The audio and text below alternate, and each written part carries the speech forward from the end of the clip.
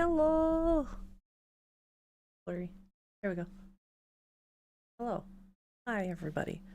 Welcome back to Late Night Readings with Sergeant Meow. Raise money to help the kitties. So update on kitty situation. So a lot's transpired within a short amount of time. Not good, not bad. So Chumpy did in fact end up throwing up the food from earlier that he ate. Baby Sin, we took her to the vet. But prior to that, I called them this morning. I asked them, hey, you guys open? There's a rumor somewhere around the city that they were closing for some reason temporarily. I'm not sure, but I just wanted to call and, make sure. And they're like, oh, yes, we're open. I'm like, okay, cool. Because I didn't want to have to make the drive, from where I'm at. It's a 40-minute drive, only for you guys to be closed. And then we laughed about it. Not once did they tell me on the phone that it was an appointment only day and the doctor wouldn't be in till later. And on top of that, I did ward my stuff kind of like bad earlier. I didn't go to two different vets, if that's what it sounded like. There's two doctors. It's funny, Dr. A and Dr. B. That's just their initials, literally. But Dr. A is the one I always request. Dr. A knows my animals. He is sweet. He's the one who was there with Duke and, till the very end. Dr. B, he doesn't seem like he should be in this environment, I guess you could say. He's really afraid of the animals. He's very rude. He's blunt. He doesn't have any compassion. And when we were there with Duke on his final nights, before we left, we heard him, and mind you, they were already closing. There was nobody in there. We were the only person there with the dying cat. He said, I can't believe that goddamn cat's still alive. And we both whipped our heads at each other like, are you serious right now? And like, you could hear a pin drop out there. You could tell they were all just staring at him like, I heard the other doctor kind of just like usher him away. And I was like, good, get out of here. But I don't want. And the weird thing is, Baby Sin, like I said, all my animals have been going to this doctor, both of them. And when it started with Dr. B, it started with Baby Sin. It's like the little sutures on their tummy when they get fixed. Sometimes they're stitched up, sometimes they're like glued together by something that just dissolves. And that's what happened with her. She got glued together, but he just kind of like pinched it up and like you could feel like the knots and everything in her poor little scar. She doesn't like to be picked up because of that. You have to pick her up gently. And then I took her back, I would say about 2 months ago, because she had a UTI because one of my other cats was stressing her out and she wasn't eating properly or drinking or pottying properly. So we got that sorted. So I had to take her in then, and he was just like, oh, I don't want to touch her. She's too angry. I'm giving her a sedative. And it's just like, hold your cat. Like, dude, chill. But the little part that she like cut on her ear, we took her to the vet. That shit happened. We come home. We're pretty much Gregory House, but failing miserably at trying to be Dr. Gregory House. Yes. Miserably. He, instead of like making it look like he's failing and then being proven right, that's why Dr. House is so cocky. It's literally the opposite. He's just failing and looking bad. The reviews on this place are all towards him. It's sad too, because everyone has such nice things to say about Dr. A. He's wonderful. I mean, he's always talking about, oh, the babies this. Like, he loves the animal. You could hear the compassion. But yeah, so we get home. We're gonna have to take him in Monday, so Chumpy will be going in first Monday because Baby Sin, the chunk of her ear that I thought was like a hole. This is gonna sound so bad, I don't even know how to say this. Her ear did not fall off, okay? Part of her ear fell off, and I think it was mainly because it had some of like the gross stuff that came off and scabbed up over it. Then it fell off. So now it's just like pink and healed and dry now. And it looks a lot better. I'm just gonna keep cleaning it with the saline solution by Monday. But Fato's going in first, and then we're gonna try to get Baby Sin in again still. At least to get her ears sorted, because she still needs that. Even if the swelling does go down and it still looks good, she's still gonna go in because I need her to get her ears cleaned and get medication for them and make sure there's no internal damage as well. But yes, Hope everyone's night is well. We have chapter 10 to start. Take a sip of our tea and continue our read. Next part's really. If you remember from last stream, we left off of what book? Okay, so we are reading The Way of Shadows by Brent Weeks. It's part of a trilogy, an Assassin's trilogy, called the Night Angel Trilogy. Really good book, really good book. So we last left off, Durzo Blint is the wet boy, and he told Kyler to kill Rat in the slums, the Warrens, where, you know, they're orphans and stuff, and the Bigs, which are the teenagers, run it, which are abusive to the Littles, which are the younger kids. So Azoth failed on killing Rat. If you want to go watch the previous stream too, it's really interesting. I would highly recommend it. But yeah, so left off previously of Durzo getting mad at Kyler. He's not Kyler yet. Azoth for not killing Rat and showing what happened and the consequences of him waiting 5 days to kill Rat instead of killing him immediately when Durzo asked him to. So that's where we're going to pick up. The chapters don't have any names, so it's going to be chapter 10. Her face was destroyed. Azoth had once seen a man kicked square in the face by a horse. He died wheezing on broken teeth and blood. Dollgirl's face was worse. Azoth looked away, but Durzo grabbed a handful of his hair and turned him back. Look, damn you, look! This is what you've done, boy. This is what hesitation costs. When I say kill, you kill. Not tomorrow, not 5 days later, you kill that second. No hesitation, no doubts, no second thoughts, obedience. Do you understand the word? I know better than you. You know nothing. You are nothing. This is what you are. You are weakness. You are filth. You are the blood bubbling out of that little girl's nose. Sobs burst from Azoth's throat. He thrashed and tried to turn away, but Durzo's grip was steel. No! Look! This is what you've done. This is your fault. Your failure. Your debtor did this. Okay, so debtor they're referencing is the person that's did. Inheritance author Chris Rovelli announced a new inheritance. Really going to be more involved. Producer unlike the 2006. Oh. Did you know Aragon is actually coming back for part 2 finally? After how many years? So a debtor shouldn't do anything. A debtor is dead. Not 5 days from now. A debtor is dead as soon as you take the contract. Do you understand? Azoth threw up, and still Durzo held his hair, turning him so he wouldn't vomit, so his vomit didn't splatter on Dollgirl. When he was done, Durzo turned him around and let go, but Azoth turned away, not even wiping the puke from his lips. He looked at Dollgirl. She couldn't last long. Every breath was labored. Blood welled, dribbled, dripped, slid onto the sheets and onto the floor. He stared at until her face disappeared, until he was only seeing red angles and curves where once that dull, pretty face had been. The red angles went white-hot and branded his memory, searing him. He held perfectly still so the scars on his mind would give a perfect image of what he'd done, would perfectly match the lacerations on her face. Durzo didn't say a word. It didn't matter. He didn't matter. Azoth didn't matter. All that mattered was the bloody little girl lying on the bloody sheets. He felt something inside collapsing, something squeezing the breath out of his body. Part of him was glad. Part of him cheered as he felt himself being crushed, compacted into insignificance, into oblivion. This is what he deserved. But then it stopped. He blinked and noticed there were no tears in his eyes. He wouldn't be crushed. Something in him refused to be crushed. He turned to Durzo. If you save her, I'm yours forever. You don't understand, boy. You've already failed. Besides, she's dying. There's nothing you can do. She's worthless now. A girl on the streets is worth exactly what she can get. Saving her life is no kindness. She won't thank you for it. I'll find you when he's dead, Azoth said. You've already failed. You gave me a week. It's only been 5 days. Durzo shook his head. By the night of angels. So be it. But if you come without proof, I'll end you.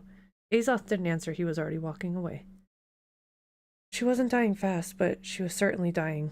Durzo couldn't help but have a certain detached professional rage. It had been sloppy, cruel work. With the horrible wounds on her face, it was obvious that she had been intended to live and live with hideous scars that would forever shame her. But instead she was dying, wheezing out her life through a broken, bloody nose. There was nothing he could do for her either. That was quickly evident. He'd killed both the Bigs who had been guarding her after the butchery, but he suspected that neither of them had been in the cutter. They had both seemed a little too horrified at the evil they were part of. Some part of Durzo still had that shred of decency, demanded he go kill the twist who had done this immediately, but he tended to the little girl first. She was lying on a low cot in one of the smaller safe houses he owned in the Warrens. He cleaned her up as well as he could. He knew a lot about preserving life. He'd learned that as he'd learned about killing. It was just a matter of approaching the line between life and death from the opposite side. So it was quickly apparent that her wounds were beyond his skills. She'd been kicked and she was bleeding inside. That would kill her even if the blood she was losing from her face didn't. Life is empty, he told her still form. Life is worthless, meaningless. Life is pain and suffering. I'm sparing you if I let you die. You'll be ugly now. They'll laugh at you, stare at you, point at you, shudder. You'll overhear their questions. You'll know their self-serving pity. You'll be a curiosity, a horror. Your life is worthless. Nothing now. He had no choice. He had to let her die.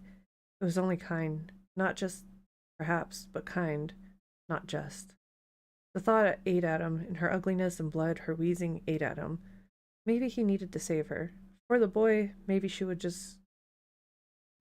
be just the goad to move him. Mama Kay said Azoth might be too kind. Maybe from this, Azoth would learn to act fast, kill anyone who threatened him. The boy had already waited too long. It was a risk either way. The boy had sworn himself to Durzo if he saved her. But what would have happened if this cripple... What would have happened... Oh my god, I'm struggling. What having this cripple around do to the boy? He'd be living a reminder of failure. Durzo couldn't allow Azoth to destroy himself over a girl. He wouldn't allow it. The wheezing decided him. He wouldn't kill her himself, and he wasn't such a coward that he'd run away and let her die alone. Fine. He'd do what he could to save her. If she died, it wasn't his fault. If she lived, he'd deal with Azoth. But who the hell could save her? Solon stared at the dregs of his sixth glass of, to be charitable, lousy Sethi red. Any honest Vinter on the island would have been ashamed to serve such dreck at their least favorite nephew's coming of age. And dregs? The glass must have been at least half dregs. Someone needed to tell the innkeeper this wine wasn't meant to be aged. It was supposed to be served within a year. At the outside, Kaede wouldn't have tolerated it. So he told the innkeeper, and realized from the look on the man's face that he'd already told him. At least twice. Well, to hell with it. He was paying good money for bad wine. He kept hoping for a few glasses he might not notice how bad it was. He was wrong. Every glass just made him a little more irritable about the poor quality. Why would someone ship a bad wine all the way across the Great Sea? They actually make a profit on it? He put down another silver. He realized it was because of homesick fools like himself that they made a profit on it. The thought made him sick. Or maybe that was a wine. Someday he'd have to convince Lord Gear to invest in Sethi wines. He slumped further into his chair and waved for another glass, ignoring the few other patrons and the board innkeeper. This was really an inexcusable exercise in self-pity, the likes of which it would have wiped out of Logan Gear if he saw him indulging in something so juvenile. But he traveled so far, and for what? He remembered Dorian's smile, the mischievous little grin the girls never stopped cooing over. Kingdom rests in your hands, Solon. What do I care about Cenaria? It's half a world away. I didn't say the kingdom was Cenaria, did I? That damn grin again. Then it faded. Solon, you know I wouldn't ask this if there was any other way. You don't see everything. There's got to be another way. At least tell me what I'm supposed to do, Dorian. You know what I'd be leaving. You know what this will cost me. I do, Dorian said, his aristocratic features showing the pain a great lord might feel when sending men to their deaths to accomplish some necessary goal. He needs you, Solon. Solon's memories were abruptly cut short with the jab of a dagger into his spine. He sat bolt upright, sloshing the dregs of his seventh glass onto the table. That's enough, friend, a low voice said into his ear. I know what you are, and I need you to come with me. Or else? Solon asked, dizzy. Who could know he was here? Yes, or else. Amused. Or else what? You're going to kill me in front of 5 witnesses, Solon asked. He rarely drank more than 2 glasses of wine at any time. He was too impaired for this. Who the hell was this man? You're supposed to be smart, the man said. If I know what you are and still threaten you, do you think I lack the will to kill you? He had Solon there. And what's to stop me? The dagger jabbed his spine again. Enough talk, you've been poisoned. You do what I say and I'll give you this antidote. Does that answer the rest of your questions? Actually, you'll know you're really poisoned because any time now your neck and armpits will start itching. Aria Mu root. Solon asked, trying to think. Was he bluffing? Why would he bluff? Plus a few other things. Last warning. Who dat? Hunk! Thank you! Appreciate it! Made it to stream. It is going to help a lot, honestly. I'm going to get them in Monday because there isn't going to be doctors over the weekend, and Dr. B, the one that was going to be there later, has the worst reviews, and he's messed with my kitties twice, and I don't like his attitude, and I don't like how he handles my cats because they're terrified of him. But the other doctor, Dr. A, funny, that is our actual initials. Dr. A is a saint. He was with my Duker boy till the very end. Alright, so his shoulder started itching. Damn. He could have taken care of Ariamu root by itself, but this? What do you want? Head outside, don't turn, don't say anything. Solon walked to the door, almost trembling. The man had said, "What you are, not who you are." That might have referred to being Sethi, but this other comment obviously didn't. The Sethi might be famous or infamous for many things, but rightly or wrongly, intelligence wasn't one of them. He'd barely touched the street when he felt the dagger jab his spine again. A hand drew his sword from the scabbard. "That won't be necessary," Solon asked. Was that his imagination, or was his neck itching? "Show me what you want." The prisoner led him around the building where 2 horses were waiting. Excuse me. Together they rode south and across the Vanden Bridge. They were swallowed by the Warrens, and though Solon didn't think the man had been taking turns slowly to get him lost, he soon was. Damn wine. Finally, they stopped in front of one tiny shack among many. He dismounted unsteadily and followed the man inside. The poisoner wore dark clothes and a voluminous gray-black cloak with its hood up. All Solon could see was that he was tall, obviously athletic, and probably thin. The man nodded towards the door, and Solon stepped inside. The smell of blood hit him instantly. A little girl was lying on a low bed, barely breathing, barely bleeding. Her face a gory mess. Solon turned. "She's dying. There's nothing I can do." "I did what I could," the man said. "Now you do what you do. I've left all the tools you may need." "Whatever you think I am, you're wrong. I'm no healer. She dies, you die." Solon felt the weight of the man's eyes on him. Then the poisoner turned and left. Solon looked at the closed door and felt despair rising like twin waves of darkness coming from each side. Then he shook himself. Enough. So he was tired, still drunk, poisoned, itchy, and never had been much good at healing to begin with. Dorian had said that someone here needed him, hadn't he? So surely Solon couldn't die yet. Unless, of course, just making Logan stand up to his mother was all that Solon had been needed for. Well, problem with prophecy, isn't it? You never know. Solon knelt by the little girl and began working. Chapter 11. Take some time to chat real quick and take a few drinks of tea. Again, thank you, Fourth Survivor Hunk. I'm glad you can make it to the stream. One of my favorite characters to play on Mercenaries in Resident Evil 4. The docks with the double chainsaw wielding guy, that fucking sucked. No, that really did. Like, okay, so like, I want to talk about that real quick. That was funny. When I first found out about Resident Evil 4, I'm doing my best. That's all I can say. I'm okay right now because I'm distracted of nighttime. Got some nice tea, but yeah, we take a little breaks in between chapters and chatting. But yeah, so that funny story about playing as Hunk on the docks in Mercenaries in Resident Evil 4. That's where that big, tall, double chainsaw wielding guy was. Now in the base game, the chainsaw guys, they don't hop. They don't jump, at least not that I know of. They don't jump that high. Or so I thought. And then they climbed up ladders. And I was just like, haha, you can't get me up here because I climbed up. It was that one part in on the docks maps where you climbed up one ladder platform, climbed up another ladder, and I think there's a third platform you got up to. I was on the second platform. I was looking down at him. I was like, ha ha, you can't get me. Bet this motherfucker jumped and cleared 2 ladders and landed up there, and I was just like,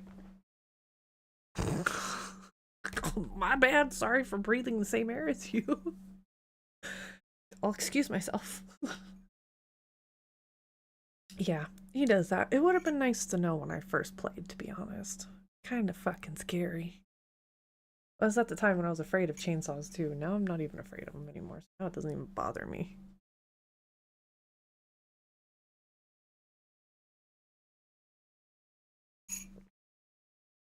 Oh, this book is getting crazy.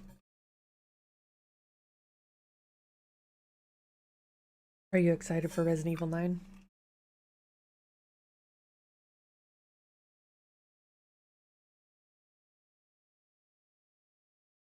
Honestly, I'm pretty excited too. It's just been hard to show excitement for things like that right now when there's been so much else going on. But oh my god, I've not really had anybody to talk to about it. But yeah, I'm really excited for Resident Evil 9. I think it's gonna be fun. I like how there's so many different modes they did and the ink ribbon save thing, as well as you're playing as I can't remember the girl's name and I feel bad. And then you go to Leon and you choose between, I think it said third person or first person. I only seen a little bit on. I'm the Silent Hill fan here, so it's like I'm more in the Silent Hill, but I love Resident Evil still. Which actually I made a pact with my friend that we need to finish Resident Evil 4 remake. She needs to start it and I need to finish it. So she'll probably be streaming it and I'll probably be hooking up my PS4 and my capture card recording where I left off. So that should be fun. I don't know if you plan to stream it, but I do hope you enjoy where this race is going. I don't know if I'll be streaming it, but I most likely will be putting it on the channel, whether it be a live stream or pre-recorded. It will be on the channel. I'm just not sure which format I want to do yet. I've been enjoying the live streams. I really have, not just because, you know, raising money for the kitties, but like it's just been fun to be a part of the community live and not just like here's a video, I'll get to it when I can. So it's nice to be here. But yeah, Grace is gonna be pretty. I agree with. I like the scaredness they gave her because it feels real. It makes you scared. It's like go, you know. But then again, like, come on, everybody in a situation like that, we're not gonna run, right? Let's be real. The adrenaline, we're gonna have to like switch to manual mode. The body's not gonna be able to do it. Good stuff. Ian, let's go back to chapter 11.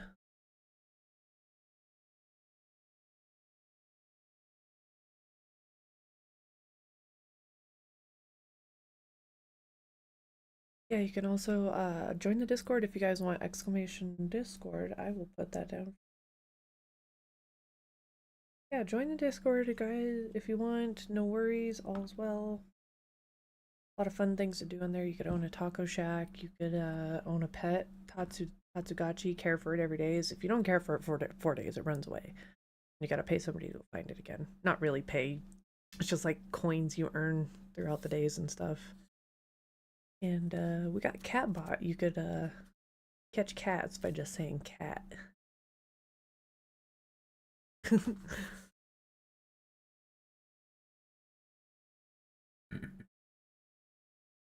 About that. I was trying to make it go the other way. All right. Let us continue. I'm barely a half hour in and I'm already tired. It's been a long day. We'll be here till about like 10-ish.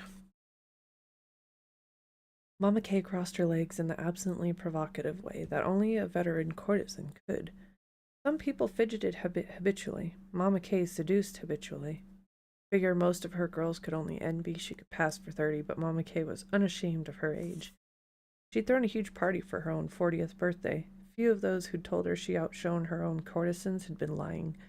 For Guinevere Carina had been one of the courtesans of age, or had been the courtesan of an age.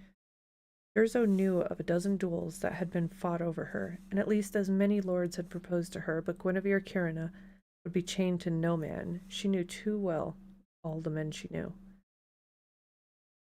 He really does have you nervous, this Azoth, doesn't he? Mama Kay said. No. Liar. Mama Kay smiled, all full red lips and perfect teeth. What gave me away? Durzo asked. Not really interested. He was nervous, though. Things had spun suddenly out of control.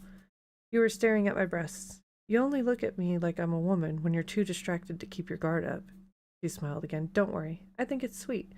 Don't you ever stop? You're a simpler man than you like to think, Durzo Blint. You really only have 3 refuges when the world overwhelms you. You want me to tell you what they are, my big, strong, wet boy? Is this the kind of thing you talk about with clients? It was a cheap shot. Moreover, it was the kind of comment a whore would have been hit with times that she was well armored against it now. She didn't even blink. No, she said.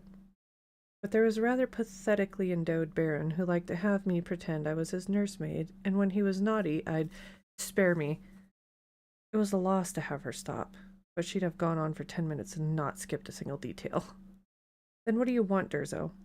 Now you're staring at your hands again. He was staring at his hands. Guinevere could be more trouble than she was worth, but her advice was always good. She was the most perceptive person he knew, and smarter than he was by a long shot. I want to know what to do, Guinevere. After a long moment of silence, he looked up from his hands. About the boy, she asked. I don't think he has it in him. When Azoth came around the corner, Rat was sitting on the back porch of the ruin of the guild called home. Azoth's heart seized at the sight of the ugly boy. Rat was alone, waiting for him. He was spinning a short sword on his point. Spots of rust interplayed with the winking of the waning moon on the bright steel as it spun. In this unguarded moment, Rat's face seemed as mutable as that spinning steel. One moment the monster Azoth had always known, the next moment an overgrown, scared child. Azoth shuffled forward, more confused and frightened by the glimpse of humanity than soothed. He'd seen too much. He came forward through the stench of the alley that the whole guild used as their toilet. He didn't even care to watch where he put his feet. He was hollow. When he looked up, Rat was standing, that familiar cruel grin on his lips, the rusty sword pointing at Azoth's throat. That's far enough, Rat said. Azoth flinched. Rat, he said, and swallowed. No closer, Rat said. You've got a shiv. Give it to me. Azoth was on the verge of tears. He took the shiv from his belt and held it out, handle first. Please, he said. I don't want to die. I'm sorry. I'll do whatever you want. Just don't hurt me. Rat took the shiv. I'll give him that he's smart, Durzo said, but it takes more than intelligence. You've seen him there with all the other guild rats. Does he have that? He snapped his fingers, unable to find the word. Most of them I only see in the winter. They sleep on the streets the rest of the year. I give him a roof, Durzo, not a home. But you've seen him. I've seen him. She would never forget him. Guinevere, is he cunning? Rat tucked the shiv into his belt and patted Azoth down. He found no other weapons. His fear dissolved and left only exhalation. Don't hurt you, he asked. He backhanded Azoth. It was almost ridiculous. Azoth practically flew from the force of the blow. He sprawled on the dirt and got up slowly, his hands and knees bleeding. He's so small. How did I ever fear this? Azoth's eyes bled fear. He was crying, making little whimpers in the darkness. Rat said, I'm going to have to hurt you, Azoth. You've made me. I didn't want it to be this way. I wanted you with me. It was all too easy. Azoth had come back to the guild already destroyed. Rat didn't like it. He wanted to do something to seal Azoth's humiliation. He stepped forward and grabbed Azoth's hair. He pulled him up to his knees, enjoying the little cries of pain the boy gave. He owed what would come next to Neff. Rat didn't particularly like boys more than girls. He didn't see much difference, but Rat never would have thought of this as a weapon if Neff hadn't told him how much it broke a person's spirit to be forced. It had become one of Rat's favorites. Anyone could make a girl scared, but the boys in the guild feared him more than they had ever feared anyone. They looked at Bim or Weiss or Pod or Jarl and they melted, and the more he had done it, the more it stirred him. Just looking at Azoth now on his knees, eyes round with fear, made Rat's loins stir. There was nothing like watching the fire of defiance roar high, and then quickly over many nights die, flare up again, and then die forever. A wet boy has to lose himself, Durzo said. Abandon himself. To be the perfect killer, he has to wear the perfect skin for each kill. Guinevere, you understand, don't you? She recrossed her long legs. Understanding is what sets courtesans apart from whores. I get under the skin of every man to walk through my doors. If I know a man, I know how to please him. I know how to manipulate him so that he'll try to buy my love and become competitive with the others trying to do the same thing, but not become jealous of them. A wet boy has to know his debtors like that, Durzo said. You don't think Azoth can do that? Oh no, I think he can, Durzo said. But after you know a man or a woman like that, after you wear their skin and walk a few miles in it, you can't help but love them. But it's not real love, Guinevere said quietly. When you love them, that's the moment a wet boy has to kill. And that's what Azoth can't do. He's too soft, even now. Even after what happened to his little friend, even now. You were right, Azoth said through his tears. He looked up at Rat standing over him, moonlight throwing his shadow over Azoth. I knew what you wanted, and I wanted it too. I just couldn't. But I'm ready now. Rat looked down at him, a faint light of suspicion blooming in his eyes. Found a special place for us. Azoth stopped. But it doesn't matter. We could do it here. We should do it here. Rat's eyes were hard but unreadable. Azoth stood slowly, holding on to Rat's hips. Let's just do it here. Let the whole guild hear us. Let everyone know. His whole body was shaking. There was no way to hide it. Revulsion was arcing through him like lightning, but he kept his face hopeful, pretended his trembling was pure naive uncertainty. I can't let him kill me. Anything but... He thought. If he considered anything for another second, he was lost. Azoth reached a trembling hand up to Rat's cheek and then stood on tiptoe and kissed him. No, Rat said, slapping him. We do this my way. To apply this trait, a man has to value nothing, has to sacrifice. Durzo trailed off. Everything? Guinevere asked. Like you've done so well, my sister might have words about that. Vonda's dead because I didn't, Durzo said. He wouldn't meet Guinevere's gaze. Out the window, night was just beginning to lose its hold on the city. Looking at Durzo there, his hard, pockmarked face glowing yellow sorrow in the lamplight, Guinevere softened. So you fell in love, Durzo. Not even wet boys are immune. Love is madness. Love is failure. I lost everything because I failed. What do you do if Azoth fails? Guinevere asked. I let him die, or I kill him. You need him, she said gently. You told me yourself that he'll call you a Kakari. He'll call a Kakari to you. Before Durzo could say anything, there was a knock at the door. Come, Mama Kay said. One of Guinevere's maids, obviously a former courtesan herself, now too old for the brothels, poked her head in the door. There's a boy here to see you, milady. His name is Azoth. Show him in, Guinevere said. Durzo looked at her. The hell is he doing here? I don't know, Guinevere was amused. I suppose that if he's kind of boy you can mold into a wet boy, he can't be without certain resources. Damn, I left him not 3 hours ago, Durzo said. So I told him I'd kill him if I saw him without proof. You know I can't make idle threats, Durzo sighed. You might have been right, but it's out of my hands. He's not here for you, Durzo. He's here to see me, so why don't you do a little shadow thing and disappear? A little shadow thing? Now, Durzo. Door opened, and a bleeding, wretched boy was shown in. But even beat up as he was, Guinevere would have picked him out of 1,000 guild rats. This guild rat had fire in his eyes. He stood straight even though his face was abraded, his mouth and nose dribbling with blood. He looked at her unabashedly, but was either young enough or smart enough that he looked at her in the eyes rather than at her cleavage. You see more than most, don't you? Mama Kay said. It wasn't a question. He didn't even nod. He was too young to be mocking her tendency to state questions, so there was something else that, in the flat stare that he was giving her. Of course. And you've seen something terrible, haven't you? Azoth just looked at her with big eyes, trembling. He was a picture of the naked innocence that died every day in the Warrens. It stirred something in her that she'd thought long dead. Without so much as a word, she knew she could offer the boy a mother's arms, a mother's embrace, a safe place. She could give a refuge even to his child of the Warrens who'd probably never been held in his life. A soft look, a soft touch on his cheek, a word, and he would collapse into her arms and cry. And what will Durzo do? Vonda had barely been dead 3 months. He'd lost more than a lover when she died, and Guinevere didn't know that if he'd ever recover. Will he understand that Azoth's tears don't make him weak? To be honest with herself, Guinevere knew that holding Azoth wouldn't just be for Azoth. She couldn't remember the last time she'd held someone who hadn't paid for privilege. And what will Durzo do if he sees real love? Will it make him be human, or will he tell himself Azoth is too weak and kill him rather than admit that he needs him? It all took her just a second to read the boy and weigh her options. There was too much at stake. She couldn't do it. So Azoth, she asked, putting her arms under her breast. Who'd you kill? The blood drained from Azoth's face. He blinked as fear suddenly cleared his eyes of the tears that were threatening. First kill, too, Mama Kay said. Good. I don't know what you're talking about, Azoth said too quickly. I know what a killer looks like. Her voice was sharp. So who did you kill? I need to talk to Durzo Blint, please. Where is he? Right here, Blint said, behind Azoth. Azoth flinched. Since you found me, Blint continued, someone better be dead. He. Azoth looked at Mama Kay, obviously wondering if he could speak in front of her. He is.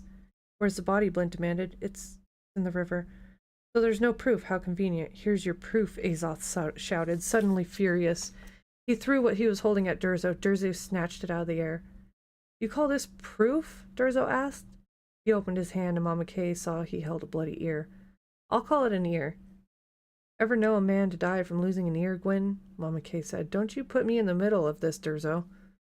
I can show you the body, Azoth said. You said it's in the river. It is. Durzo hesitated. Damn you, Durzo. Go, Mama Kay said. You owe him that much.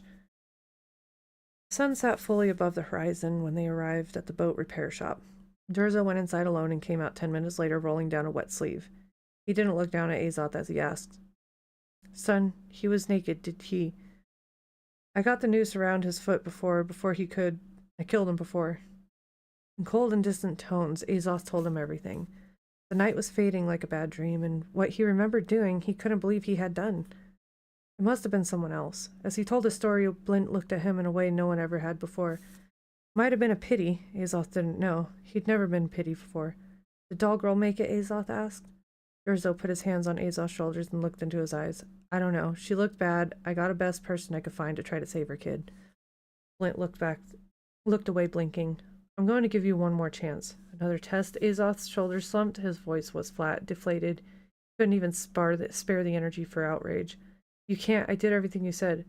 No more tests. I'm giving you one more chance to reconsider. You've done everything I asked, but this isn't the life you want. You want off the street? I'll give you a bag of silver and apprentice you to a Fletcher or an herbalist on the east side, but if you come with me, you trade everything for it. Once you do this work, you'll never be the same. You will be alone. You will be different. Always. That's not the worst of it. I'm not going to try to scare you. Well, maybe I am, but I'm not exaggerating. I'm not lying to you. The worst of it, kid, is this. Relationships are ropes. Love is a noose. If you come with me, you must forswear love. You know what that means? Azoth shook his head. Means you could bang as many women as you want, but you can never love one. I won't allow you to ruin yourself over a girl. Durzo's voice filled with violence as his hands were claws on Azoth's shoulders, his eyes predator's eyes. Do you understand? What about Doll Girl? Azoth asked.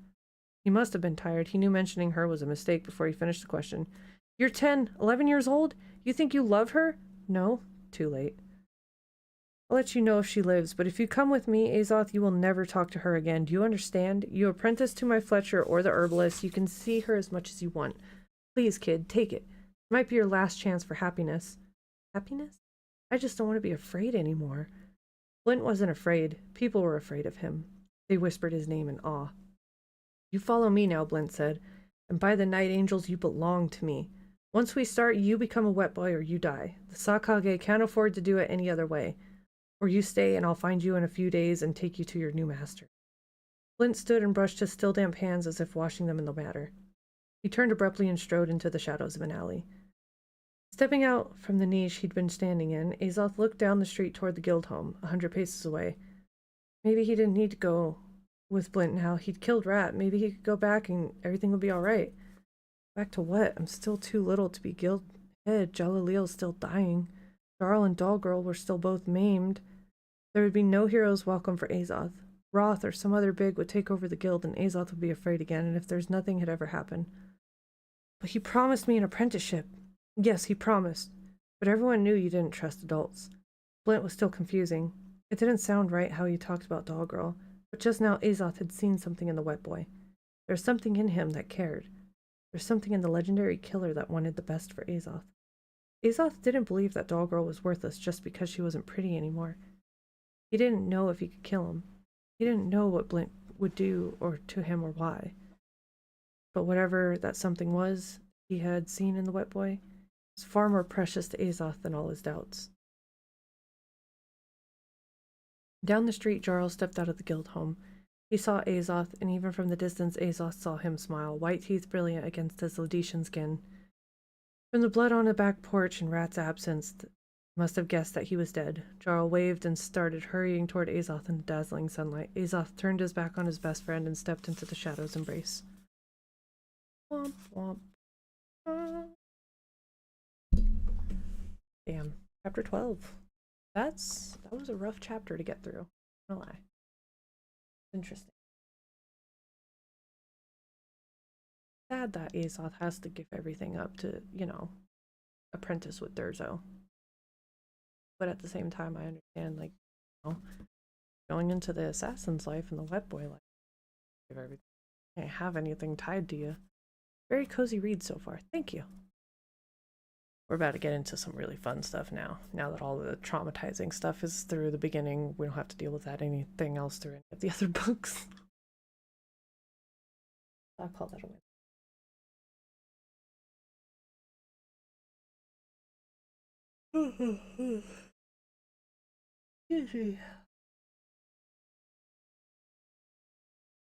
I know it's not even been like what, an hour? I'm already tired.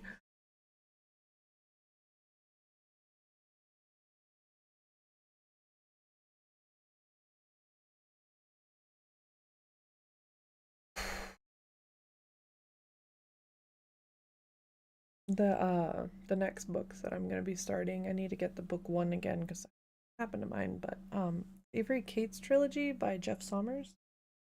The Electric Church is number one. I need to get it on Amazon. I have to add it to my wish list. But I plan on doing those for channel members, reading and doing like sound effects and stuff, like adding little sound effects in the background to make it more immersive so people have something to like fall asleep to. And since it'll be a members only video, it's not going to be monetized, therefore you don't have to worry about ads. You would already be paying $2.99 a month, you know, so it's like, yeah, I'm not going to put ads on those videos and force you guys ads, you know.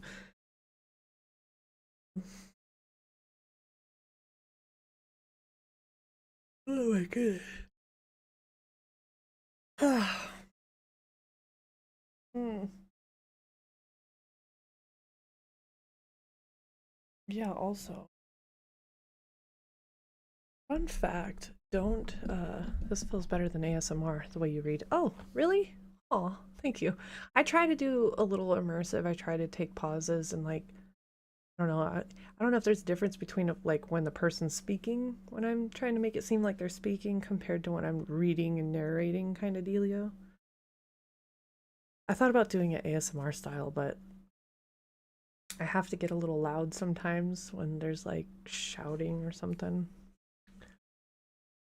Oh my goodness. All right. We still have a long ways to go. You know, I thought I'd be able to read these a lot quicker. I used to. I cannot. How many chapters do we have? Like 50 chapters. 60.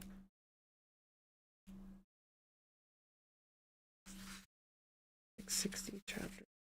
How many? Where are you, chapter? Epilogue.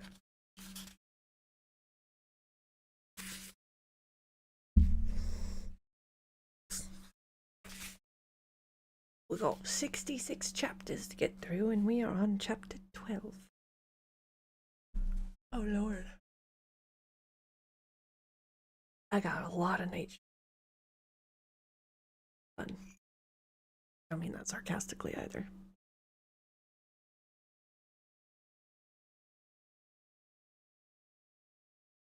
I might stream tomorrow night too. I'm thinking about it still. I'm also trying to think of, you know, making sure I'm not driving myself around because, like, I fucking big gulp of tea. Yes. We have the, I know it said coffee. I had planned to do that earlier this morning. I'm gonna make an iced coffee, but we're having tea again. Nighttime tea with cinnamon cream.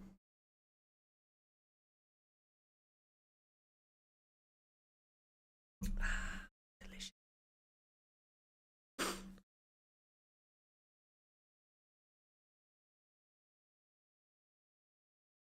Okay.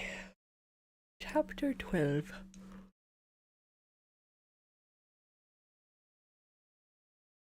Ah, yawn. Get me.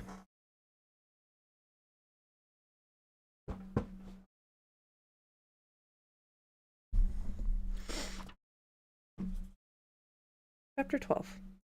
Welcome home. Master Blint's voice was tinged with sarcasm, but Azoth didn't hear it. The word home held magic. He'd never had a home. Durzo Blint's house crouched deep in the warrens, underneath the ruins of an old temple. Azoth stared in open wonder. From the outside it looked like there was nothing here, but Blint had several rooms, none of them small. You learned to fight here, Blint said, locking, unlocking, and relocking each of the 3 bolts on the door. The room was wide and deep, and crammed with equipment, various targets, pads filled with straw, and every kind of practice weapon. Beams suspended above the ground, strange tripods with wood appendages, cables, ropes, hooks, and ladders. You'll learn to use those, Blint pointed to the weapons lining the walls, each neatly outlined in white paint. There were weapons of every size and shape and form, single-edged daggers to enormous cleavers, blades straight or curving, 1 or 2-edged, 1 or 2-handed, with different colors and patterns of steel. Swords with hooks, notches, and barbs. Then there were maces, flails, axes, warhammers, clubs, staves, polearms, sickles, spears, slings, darts, garrots, short bows, long bows, crossbows. The next room was just as amazing, disguises and equipment lined with the walls, each painstakingly outlined. But oh my god, but here there were also tables covered with books and vials. The books bristled with bookmarks. The jars covered a huge table and were filled with seeds, flowers, leaves, mushrooms, liquids, and powders. These are the base ingredients for most of the poisons in the world. As soon as Mama K teaches you how to read, you'll read and memorize most of what's in these books. The poisoner art is an art. You will master it. Yes, sir. In a couple of years, when your talent quickens, I'll teach you to use magic. Magic? Azoth was feeling more exhausted by the second. You think I accepted you because of your looks? Magic is essential to what we do. No talent, no wet boy. Azoth started to totter, but before he could collapse, Master Blink grabbed him by the back of his ragged tunic and guided him into the next room. There was only one pallet, and Blint didn't set him on it, but guided him instead to a spot by a small fireplace. First kills are hard, Blint said. He seemed to speaking from far away. Sometime this week, you'll probably cry. Do it when I'm gone. I won't cry, Azoth vowed. Sure. Now sleep.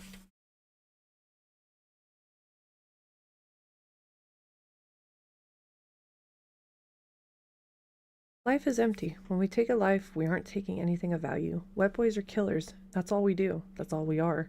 There are no poets in the bitter business, Blint said. He must have left while Azoth slept, because Azoth now held a sword small enough for an 11-year-old in his fist, feeling awkward. Now attack me, Blint said. What? The side of Blint's sword smashed into Azoth's head. I order, you obey. No hesitations. Got it? Yes, sir. Azoth climbed to his feet and picked up the sword. He rubbed his head. Attack, Blint said. Azoth did. Wildly, Blint deflected his blows, or stepped to one side so that Azoth fell over with the force of his own swings. All the while, Blint spoke. You aren't making art, you're making corpses. Dead is dead. He parried quickly, and Azoth's blade went skittering across the floor. Grab that. Blint walked after Azoth and engaged him again. Don't play with your kills. Don't go for the one thrust, beautiful finish. Cut someone 20 times and let them collapse from blood loss, then finish them. Don't make it beautiful. You aren't making art, you're making corpses. And so the lessons continued. Physical action with continuously running monologue, each lesson summarized, demonstrated, and summarized again. In the study. Never taste death. Every vial, every jar in here is death. You're working with death, you'll get powders, paste, and salves on your hand. Never lick the death off your fingers. Never touch death to your eyes. You will wash your hands with this liquor, and then this water, always into this basin which is used for nothing else, and will only be emptied where I show you. Never taste death. On the street. Embrace the shadows. Breathe the silence. Be ordinary. Be invisible. Mark the man. Know every out. When he made mistakes, Blint didn't yell. If Azoth didn't block correctly, he was merely drawing his wage. When the wood practice sword would crack. I'm stuttering, sorry. Restart that over. Azoth didn't block correctly. He was merely drawing his wages when he would practice sword when the wood practice sword crashed into his shin. If he couldn't recite the lessons of the day and expand on any of that Blint asked about, he got cuffed for being one he forgot. It was all even-handed. It was all fair, but Azoth never relaxed. If he failed too much, just as dispassionately as Master Blint cuffed Azoth, he might kill him. All it would take would be for Blint to not pull one blow short. Azoth wouldn't even know he'd failed until he found himself dying. More than once he wanted to quit, but there was no quitting. More than once he wanted to kill Blint, but trying would mean only death.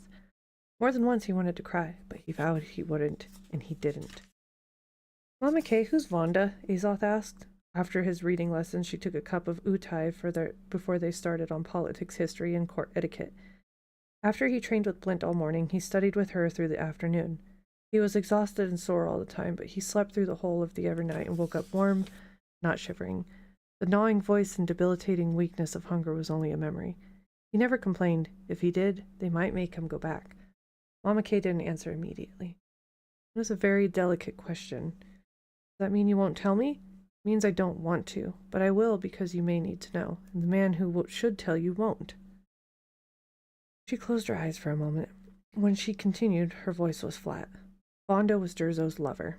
Durzo had a treasure, and Kalidor's God King wanted it. You remember what I taught you about Kalidor? Azoth nodded. Mama Kay opened her eyes and lifted her eyebrows. He grimaced, then recited. Kalidor is our northern neighbor. They've always said Scenaria and the most mid-Kriu is theirs. And they can't take it because Duke Gear and his men guard Screaming Winds. The pass at Screaming Winds is highly defensible, Mama Kay suggested. And the prize?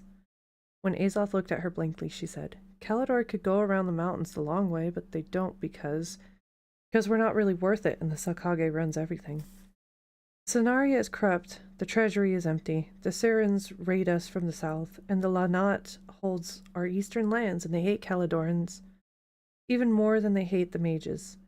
So yes, we're not worth taking. Isn't that what I said? You were right, but not all for the right reasons, she said. She sipped her utai again, and Azoth thought she'd forgotten his original question, or that she'd hoped he had. Then she said, to get Durzo's treasure, the God King kidnapped Vonda and proposed a trade, the treasure for Vonda's life. Durzo decided that his treasure was more important, so he let her die. But something happened, and Durzo lost his treasure too. So Vonda died for no reason whatsoever. You're mad at him, Azoth said. Mama Kay's voice had no inflection whatsoever, and her eyes were dead. It was a great treasure, Azoth. If I were Durzo, I might have done the same, except for one thing. She looked away. Vonda was my little sister.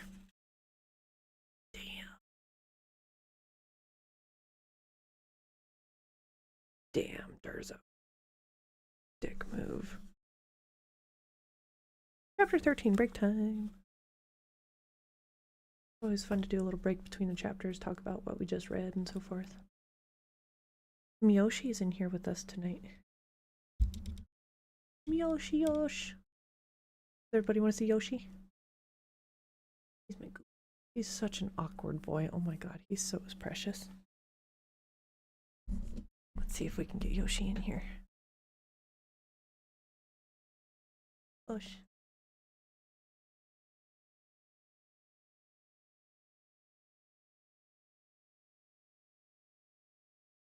Big kitty. This is Yoshi. He's hard to good size. And hold on, Yosh. Hiya, big kitty. He's a big kitty. He's awkward. He doesn't like.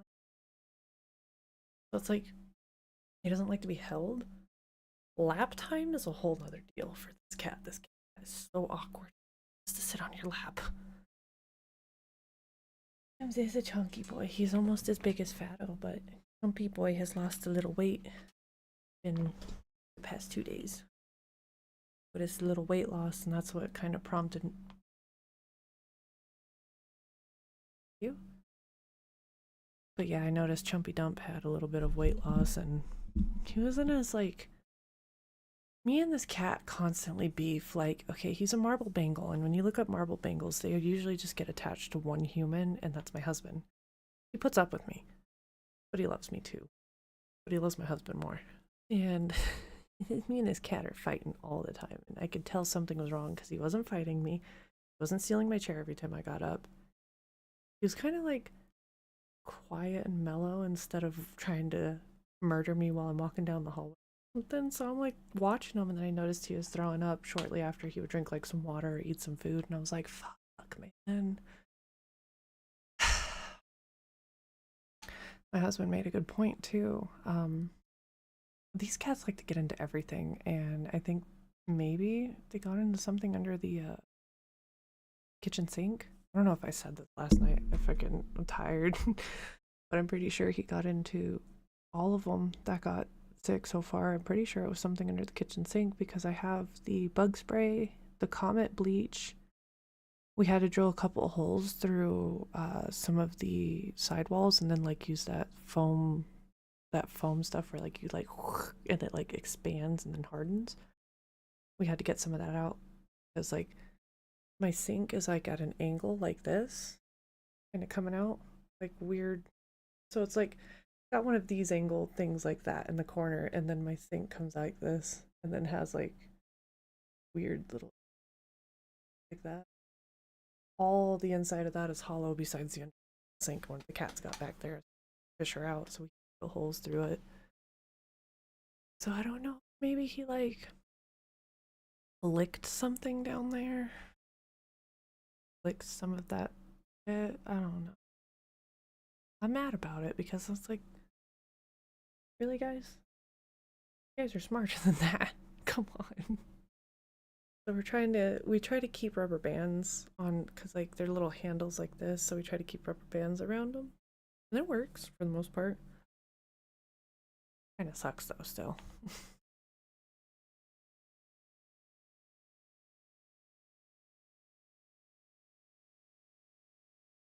Hard to keep an eye on them all and make sure they're not getting up to stuff when you have so many kitties. It's hard even with just one or two of them, even. Like Baby Sin, like, that's a perfect example. One cat. Nobody did anything to her. It was her only thing. I was paying attention to her, so I noticed last Friday, not yesterday. Today's Friday. But today was Saturday. Last Friday, I noticed she had re-cauliflowered her ear. I think I said this last. And then 2 days later, Sunday, is when we were going to see Iron Lung. I should have put a cone on her when I left, but I noticed she wasn't scratching it a lot those 2 days. So I'm like, okay, it's not really bothering her. I don't want to torture her with a cone. She hates it, so I'm not going to put it on if I don't need to. They're like, okay, she's cool. All right, let's go see our movie. Scheduled for 11, canceled. Next showing was 1, so we had to wait there. And then the movie itself was another 2 hours, so we were gone for like 4.5 hours. We get home and it's freaking ruptured. I'm like, man. So it's like a perfect example. Even with one kitty, if I didn't have all these other kitties, that still would have happened with one cat,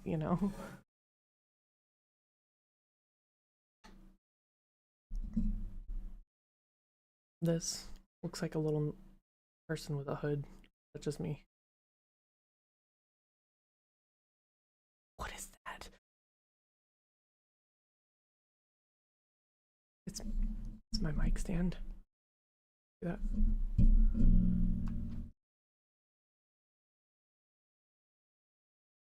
Right? Creepy. I don't like it. I'm gonna move it. I feel like somebody's watching us.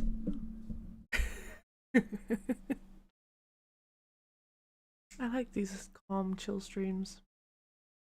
I'm gonna try to do so Monday's stream's gonna be interesting. I have to dig out my SFX kit and yeah, I gotta put a beard on for Monday.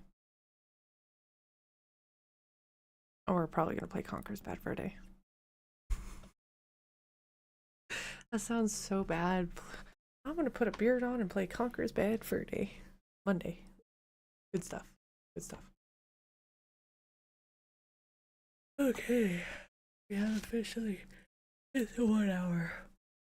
Conkers is such a guilty pleasure game. It truly is. There is a dental appointment, but who's to say I can't? Mother French toast, bring me back. There is a dental appointment Monday, and I'm going to try my hardest to make it so I don't have to reschedule, but I'm also going to be streaming in the evening time. As of right now, I'm going to be trying to stream like 8 p.m. most nights. I'm trying to raise the money for the kitties as well as just be productive, be more part of the community, not just games,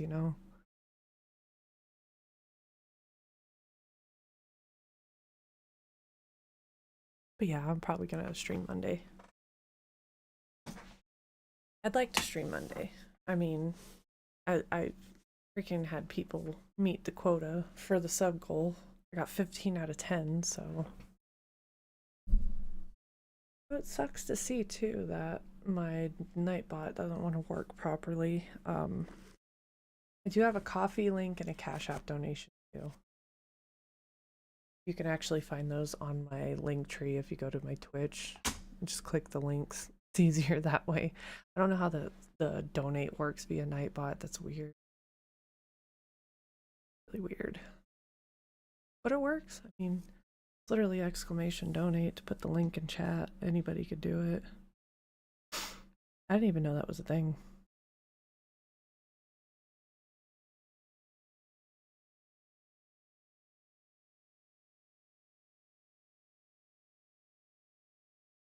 We will. We will. Right. Oh, let's kick our feet out here.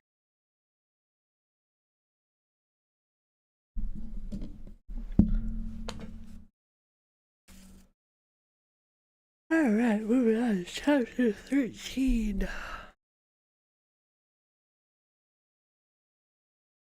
All I need to do at the dentist is literally get my last teeth cleaning. Yeah, so that's the stream link for Stream Elements if you want to donate through there. If you want to, I'm just putting it down. Oh, ads.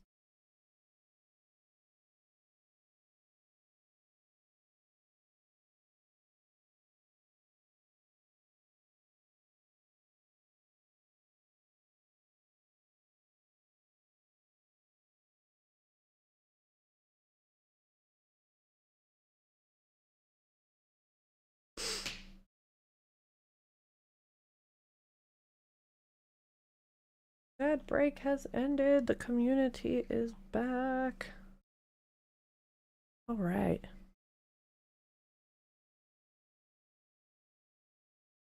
Why are you so dramatic, Zelda?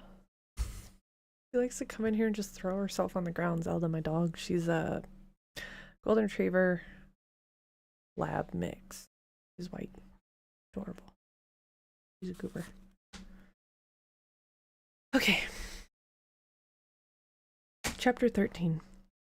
Solon caught the edge of the halberd with his long sword and heaved it aside, then stepped in and kicked one of Logan's men in the stomach. A few years ago, that kick would have reached his helmet. He supposed he should be thankful he could still beat the Gear's guards at all. That was what came of having it. I'm freaking tired, guys. I'm sorry. Forgive me. He supposed he should be thankful that he could beat the Gear's guards at all. But that was what came of having as his best friends a prophet and a second echelon blade master. Fair would have words about how fat I've let myself get and slow. My lord, Wendell North said, approaching the fighting men. Logan stepped away from the match he was losing, and Solon followed him. The steward gave Solon a flat stare, but didn't protest his presence. My lord, your mother has just returned. Oh? And where is she? Wendell, Master North? Logan asked. With the men, he did better, but acting the lord to a man who had probably been in charge of spanking him a few weeks ago was beyond Logan right now. Solon didn't allow himself to grin, though. Let Lady Gear undermine Logan's authority. He would have no part of that. She spoke with the queen. Why? She put forth a petition for guardianship. What? Solon asked. She is asking the crown to appoint her to be duchess until the duke returns or until my lord reaches the age of majority, which in this country, Master Tofusen, is 21. But we have my father's letters appointing me, Logan said. The king can't interfere with the house appointments unless they're guilty of treason. Wendell North pushed his glasses up his nose nervously. That's not altogether true, my lord. Solon looked back at the guards who were beginning to quit sparring and drift closer. Back to it, dogs! They jumped to obey. The king may appoint a guardian to an underage lord if the previous lord of that house hasn't left the necessary provisions, Wendell said. Comes down to this. Your father left 2 copies of the letter appointing you lord in his absence. He gave one to your mother and the other to me. As soon as I heard where Lady Katrina went, I checked my copy, which I kept under lock and key. It's gone. Forgive me, Lord Gear. The steward flushed. I swear I had no part in this. I thought I had only the key. What did the queen say? Solon asked. Wendell blinked. As Solon had guessed, Wendell knew. but he hadn't wanted to let Solon know how extensive his network of eyes and ears were. After a moment, the steward said, "The matter might be handled fairly easily, but the king doesn't let the queen make any decisions without him." He interrupted them while they were speaking. He said that he would take the matter under advisement. "I'm sorry, I don't know what that means." "I'm afraid I do," Solon said. "What?" Logan asked. "Who's your family solicitor?" "I asked you first," Logan said. "Boy!" "Count Rimbold Drake," Logan said, sulking a little. "It means we need to speak to Count Drake now." "Do I have to wear the shoes?" Azoth asked. He didn't like shoes. You couldn't feel the ground to know how slick it was, and they pinched. "Nah, we'll go see Count Drake with you wearing a nobleman's tunic and barefoot," Durzo said. "Really? No." For all the times Azoth had envied the merchants and lords' sons at the markets, he'd never thought of how uncomfortable their clothes were. But Durzo was his master now, and he was already impatient with how long it was taking Azoth to get ready. So Azoth kept his mouth shut. He hadn't been Durzo's apprentice for long. He still worried the wet boy would throw him out. They walked across Vanden Bridge to the east side. To Azoth, it was a revelation. He'd never even tried to cross Vanden Bridge and hadn't believed the guild rats who claimed to have made it past the guards. On the east side of the river, there were no ruins, no empty buildings at all. There were no beggars on the streets. It smelled different, foreign, alien. Azoth couldn't smell the manure of the cattle yards at all. Even the gutters were different. There was only one every third street, and none of the major streets. People didn't just throw their slops and sewage out. One second, guys. There's something going on back here.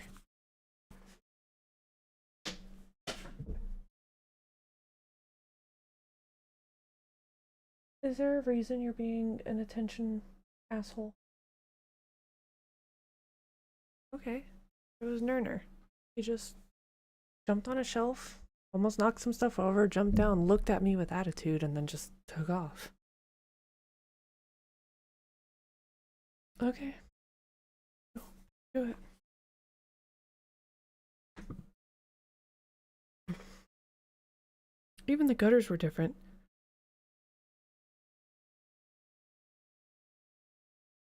My eyes! The window's 11, Jesus criminy. That was bright.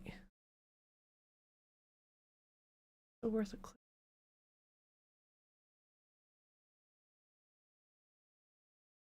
Gonna let me edit it? Alright, cool. Anyhow, back to it. Even the gutters were different. There was only one every third street and none in the major streets. People didn't just throw their slops and sewage out the windows and let them accumulate until they gradually flowed away. Here, they carried them to the third street and dumped them there to flow down stone channels in the cobblestone streets so that even those streets were safe to walk in. Most alarming, though, was that the people smelled wrong. Men didn't smell of sweat in their labors. When a woman passed, she smelled only lightly of perfume rather than overpoweringly of it with the stale odor of sweat and sex laced underneath. When Azoth asked Blint about it, the wet boy just said, "You're going to be a lot of work, aren't you?" They passed a wide building that was billowing steam. Glistening, perfectly coiffed men and women were emerging. Azoth didn't even ask. "It's a bathhouse," Blint said. "Another Siren import. The only difference is that here the men and women bathed separately. Except in Mama K's, of course." The owner of the Tipsy Tart greeted Blint as Master Tully. He answered her with an accent and effete attitude and ordered his carriage brought around. Once they were underway, Azoth asked, "Where are we going? Who's Count Drake?" "He's an old friend, a noble who has to work for a living. He's a solicitor." When Azoth looked puzzled, Master Blint said, "A solicitor is a man who does worse things within the law than most crooks do outside. But he's a good man. He's going to help me make you useful." "Master?" Azoth asked. "How's Doll Girl?" "She's not your problem anymore. You're not to ask about her again." A minute passed as the streets rolled by. Durzo finally said, "She's in bad shape, but she'll live." He said nothing more until they were shown into the Count's tiny estate. Count Drake was a kindly-looking man of perhaps 40. He had a pince-nez tucked in a pocket of his vest, and he limped as he closed the door behind him and took a seat behind a desk piled high with stacks of papers. "I never thought you'd take an apprentice, Durzo. In fact, I seem to remember you swearing at great length," the Count said. "And I still believe every word I said," Durzo said gruffly. "Ah, You're either being terrifically subtle or making no sense at all, my friend. Count Drake smiled, though, and Azoth could tell it was a real smile, without malice or calculation. Despite himself, Durzo smiled too. They've been missing you, Rimbold. Really? I wasn't aware of anyone shooting at me for some time, Durzo laughed. And Azoth almost fell out of his chair. He hadn't thought the wet boy was capable of laughter. I need your help, Durzo said. All I have is yours, Durzo. I want to make this new boy new. What were you thinking? Count Drake asked, looking at Azoth quizzically. A noble of some sort, relatively poor, the kind who gets invited to social events but doesn't attract attention. Count Drake said. The third son of a baron, then. He'll be upper nobility, but nobody important. Or wait, an eastern baron. My second cousin lives 2 days' ride beyond Havmir, and most of their lands have been seized by the Lanat. So if you want an ironclad identity, we can make him a stern. That will do. First name? Count Drake asked. Azoth. Azoth said. Not your real name, son, the Count said. Your new name. Kyler, Durzo said. The Count produced a piece of blank paper and put on the pince nez. How do you want to spell that? Kyler? Kiler? Durzo spelled it, and the solicitor wrote it down. Count Drake grinned. Old Jayrin punning. You know me, Durzo said. No, Durzo, I don't think anybody does. Still, kind of ominous, don't you think? Fits the life. For about the 100th time, Azoth felt like he was not simply a child, but an outsider. Seemed everywhere there were secrets that he couldn't know, mysteries he couldn't penetrate. Now it was just muted conversations with Mama Kay about something called a kakari, or sakage politics, or court intrigues, or magic, or creatures from the frieze that were imaginary. But Durzo insisted did exist, or others that he insisted didn't, or references to gods and angels that Blint wouldn't explain to him even if we did ask. Now it was his own name. Azoth was able to demand an explanation, but they were already moving on to other things. The Count said, How soon do you need this, and how solid does it have to be? Solid, sooner is better. I thought so, the Count said.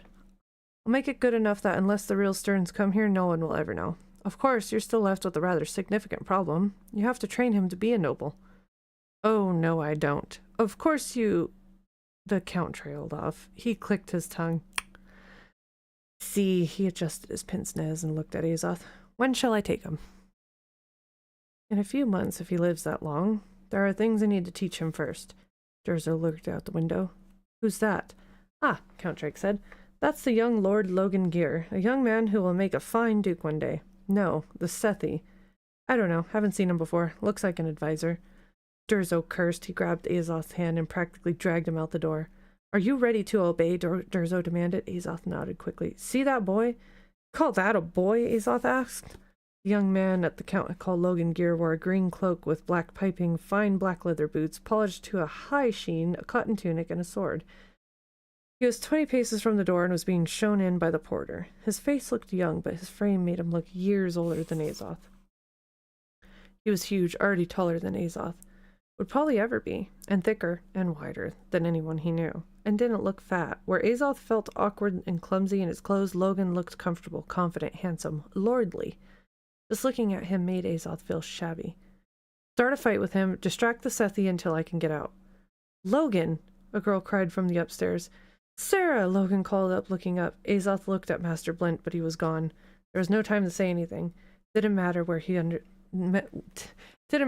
understood or not. There were mysteries he wasn't allowed to understand yet. He could only act or wait, obey or disobey. The porter opened the door and Azoth stepped back around the corner, out of sight. As Logan stepped inside and looked up the stairs, a smile curving his lips, Azoth stepped around the corner. They collided and Azoth landed on his back. Logan almost tripped over him as Azoth rolled to the side and caught Logan's foot in the stomach. Oof! Logan caught himself on the banister. I'm so sorry, you fat ape! Azoth staggered to his feet, holding his stomach. You clumsy gutter shite! He cut off as he realized all the curses he knew would mark him as coming from the Warrens. I didn't... Logan said. What's going on? The girl asked from the top of the stairs. Logan looked up, a guilty look flashing across his face. Azoth punched him in the nose. Logan's head rocked back. Logan! The Sethi man shouted, but Logan's mild expression was gone. His face was a mask, intense but not furious. He grabbed Azoth's cloak and lifted him off the ground. Azoth panicked. He threw punches blindly, screaming. his fist grazing Logan's cheeks and chin. "Logan! Stop it!" Logan shouted in Azoth's face. "Stop it!" Azoth went crazy, and Logan's intensity flashed into fury. He shifted his hands and held Azoth off the ground with one, then buried his fist in Azoth's stomach once, twice. The wind rushed from Azoth's lungs. Then a fist the size of a sledge flattened his nose, blinding him with instant tears and pain. Then, amid distant shouting, he felt himself being spun in a tight circle, and briefly, flying. Azoth's head slapped against hardwood, and the world flashed bright. Chapter 14. Damn. Durzo said beat his ass, and Azoth was like, 10-4. Gotcha. Straight up ran up to fucking Logan and take this! Huzzah! Good God. I think we're making progress, though. Making progress. I think we're... What chapter are we on now? 14. We've gone through 4 chapters. I made 10 chapters last night. Oh my god, I wonder if I could do another 10 tonight. Maybe. Nope. Maybe. We'll try. I don't know if we'll make it that far. Chapters are kind of long in this. It's gonna be fun though. I can't wait till it's like it does the time skip thingy. And it's like, oh yeah, Kyler is now this old and he's killed this many people already. These are some of the first books that really got me into reading. I lied. No. It was the fantasy books in elementary school. There's this one called, I think it was called Dragon Rider. It had a dragon. It had these little critters called brownies. They were like little furry cat-like creatures. And this kid, and he was trying to save the dragon, and it was a bunch of crazy stuff, but it was really good. It was really, really good.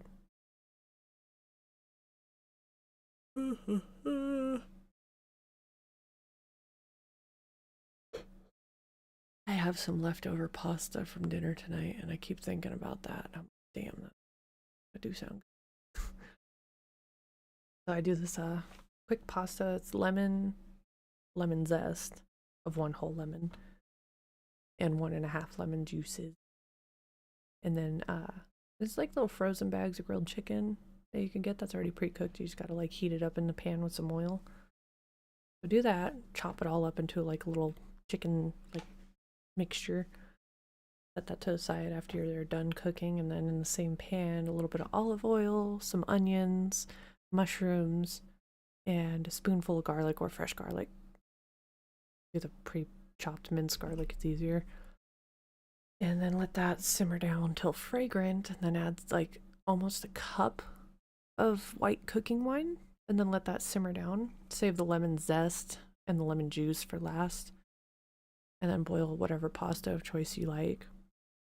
Save the spinach for last too, and then once that's cooked down about 5-10 minutes, the white cooking wine, you want to toss in your noodles, your chicken, your spinach, the lemon juice, and the lemon zest, so you don't lose the taste of the lemon.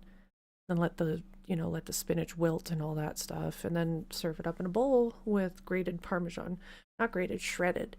Like, it has to be like the shreds, because if it's like powdery grated stuff, it doesn't get the same effect. Not V-Boy, hi! We just ended a chapter, doing a quick little, breather and chat before chapters. It is really good, Hunk. It's light, it's easy, it's just, if you're having a tummy ache or you're having trouble eating or have food aversion moments like me, then yeah, it's easy to get down. I've been on a pasta kick lately, so it's been kind of easy to eat.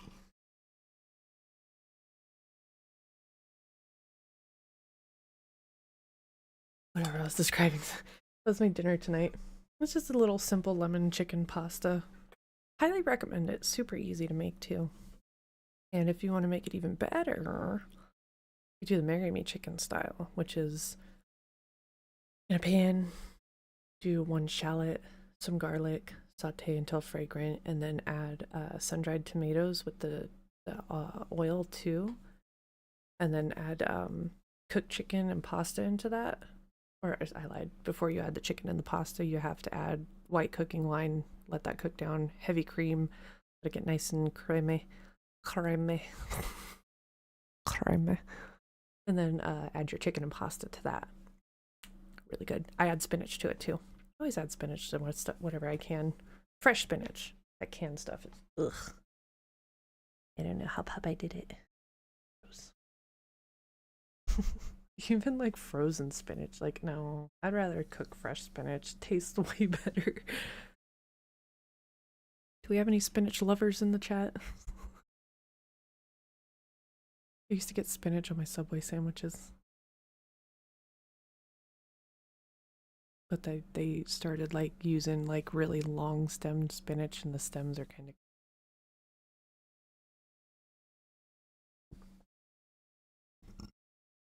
However, if you guys don't mind, I am gonna take a quick 5-er so I can get up, stretch, and use it because it's been an hour and a half and my knees are killing me.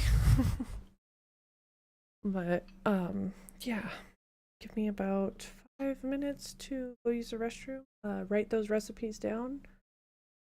Punished Leon, thank you. Awesome. 5 minutes, we'll be back.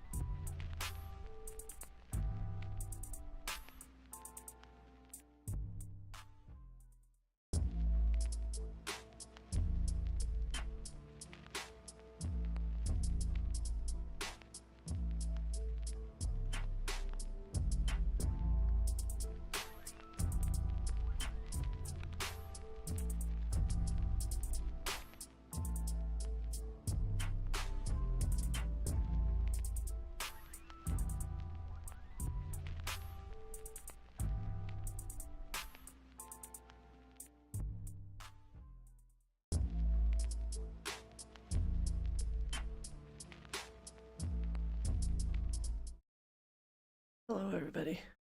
I am back. So I was thinking, did I put my sub goal on the screen? I'm thinking I should put my sub goal on the screen at least too, somewhere in the upper left corner. Something small.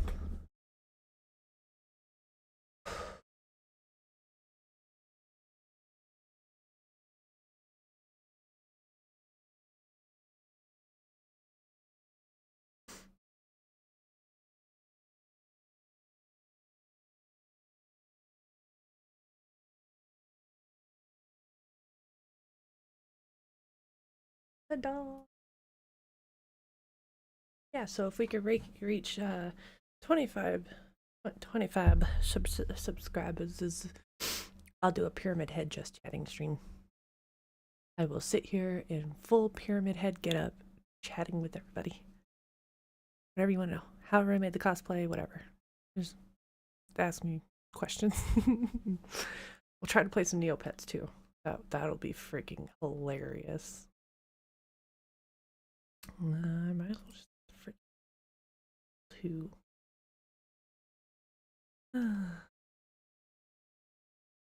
Beep boop boop bop. Beep bop.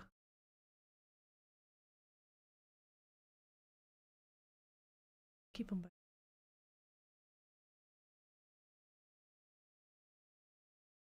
That look.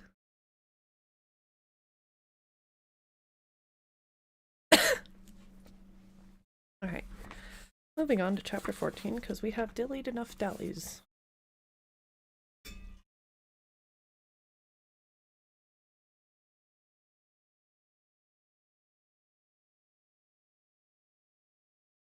Logan had insisted on going upstairs to help Countess take care of young Kyler Stern. He was mortified, and apparently not solely because he'd lost his temper in front of Count Drake's pretty daughter. For Solon, it had been an instructive 10 seconds. Count Drake and Solon were left alone. The Count led him to his office. "Why don't you sit down?" the Count said, taking his own seat behind his desk. "Where are you from, Master Tofusen?" It was either courtesy or bait, Solon chuckled. "That's the first time I've been asked that question." He gestured to himself as if to say, "Just look at my skin." Count said, "I don't see any clan rings or any scars where they should have been removed." "Well, not all Sethi wear the rings." "I was under the distinct impression that they did," Count Drake said. "What is this? What are you after?" "Curious about who you really are, Master Tofusen."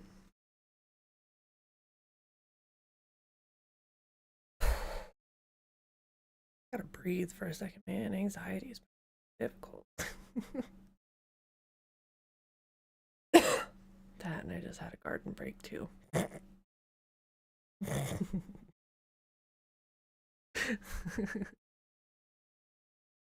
Look, it's late. Okay, it helps my anxiety. Actually, my dispensary just gave me a brownie. I've not had one of those in years, and truthfully, like the last time I had one, I was like, I was completely toasted. I was like, oh no. I have anxiety. I have my way of dealing with it.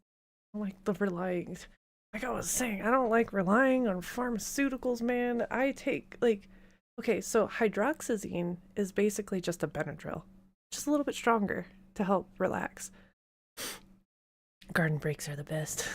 But yeah, so hydroxyzine is just like one step above a Benadryl. It's an allergy medication, but can also be used for anxiety. And me being diagnosed with general anxiety disorder, if you guys couldn't tell, I have that as my medication. I don't take it very often. The last bottle I had, almost all of them expired. I had taken maybe 10 out of the whole thing, out of like 30. And again, out of the whole pack I've had now, which expires, I think, this December or next December, I've only taken like 5. 2 within the last 2 days because it's just been awful. And I was like, you know what? My friend, you know, they really talked to me. It's like, it's okay to rely on it sometimes to get yourself into a better spot. And I'm like, you're right. Don't mix sleepy time tea with anxiety medication. You will have the weirdest fucking dreams. The weirdest. Let me tell you. Oh my god, I don't even remember them. I can't even tell you what they are, actually. I'm just saying, let me tell you. You get some strange things that go on in that brain when you have sleepy time tea and a medication that also makes you drowsy. My REM sleep was off the charts. Like, I was, oof. I don't even think I was in my body for a few. But yeah, it was an interesting moment, to say the least. All right, let's finish up another chapter or two.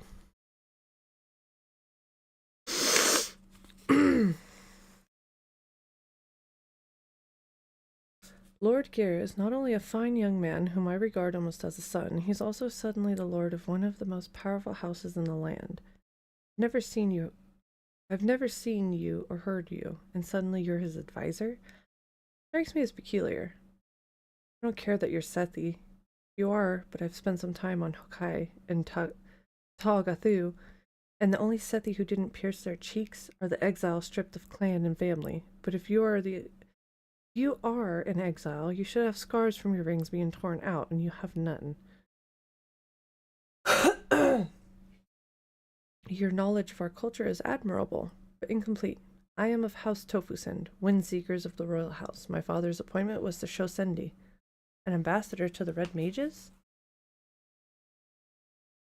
Yes, Shosendi accepts students from all over the world. I had no magical talent. I received my education among the merchants and nobles, who were not as tolerant. Not having the rings made life a little easier. There's more to it than that, but I don't think the rest of my story is any of your business. Fair enough.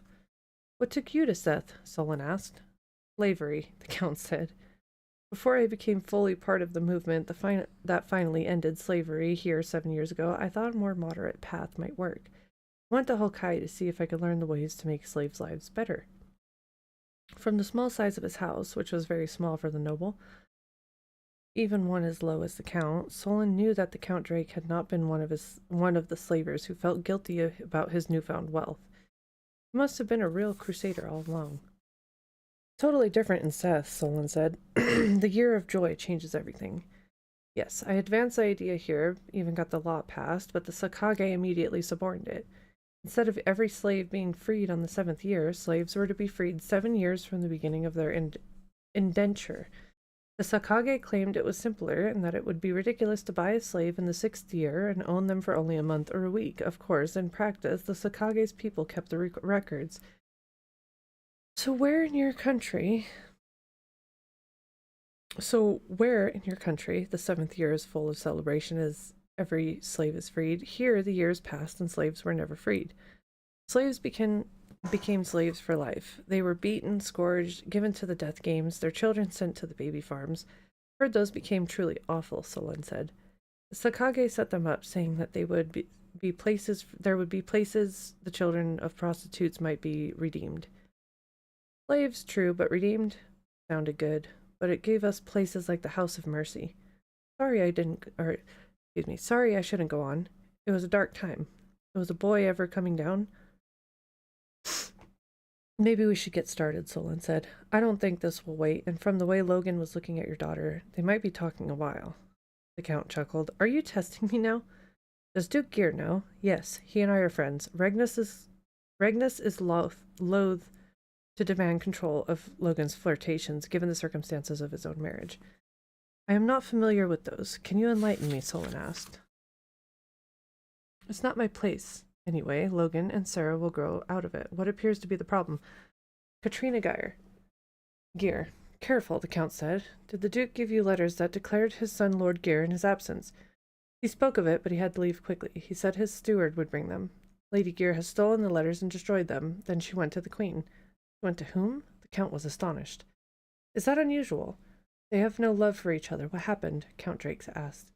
Lady Gear asked to be made Logan's guardian. The king overheard them. He came in and said he would take him under advisement. What does that mean? Count Drake removed his pince nez and rubbed the bridge of his nose.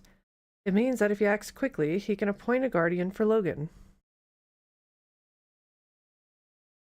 Will Katrina Gear do such a poor job? Solon asked. Count Drake sighed. Legally, the king can put anyone in Logan's place that he wants so long as they're related to him. Means almost anyone in the nobility, and once he's got a guardian in place, even Regnus won't be able to rescind the appointment. Trina is just delivering house gear to the king. But you're Duke Gear's solicitor, and he told you his wishes. Doesn't that carry any weight? Solon asked. If the king were interested in the truth, yes. As is, to save the Gears, we'd need the Gear family parchment, the Duke's great seal, and a reckless willingness to forge a state document. The king holds court in half an hour. I'd guess this will be the first item on the agenda. There's just no time. Solon cleared his throat and produced a roll of heavy parchment and a large seal. Count Drake grinned and snatched the parchment. I'm getting so tired. I think I suddenly like you, Master Tofusen. Wendell North helped me in the wet wording, Solon said. I thought I'd leave the signature and the seal to you. Count Drake rummaged through his desk and found a letter from the Duke and laid it on top of writing of the writ of guardianship. With quick, sure strokes, he forged the Duke's signature flawlessly. Count Drake looked up guiltily and said, Let's just call it an artifact of misspent youth. Solon dribbled sealing wax on the parchment. Then here's to misspent youth.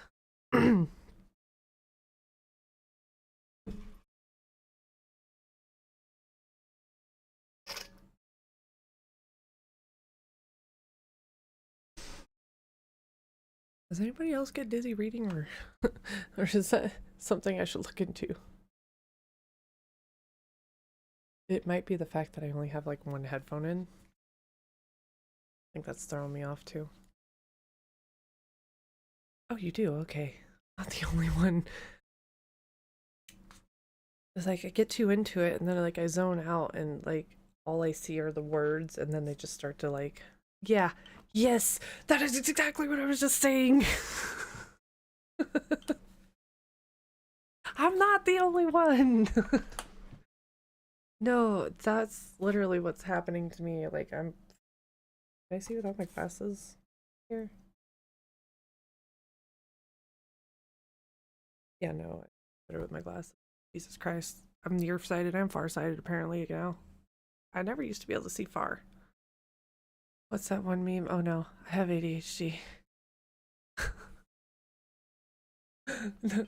I don't know why when you said that one meme, the one meme that's been on my mind lately is that one dude, and it's the butterfly meme where he's just like, oh, is this... oh, is this words?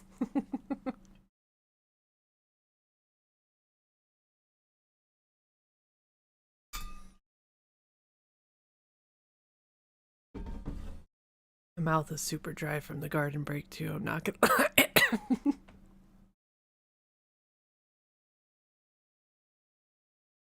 I think I might have to go grab my chapstick. Where are we at? Holy shit. I got like 4 pages. I'm gonna go run and grab my chapstick. Give me like 2 minutes. I'll even leave you guys to look at the background or whatever. This is a Bionicle here. I made that map. Made it. I printed it and painted it.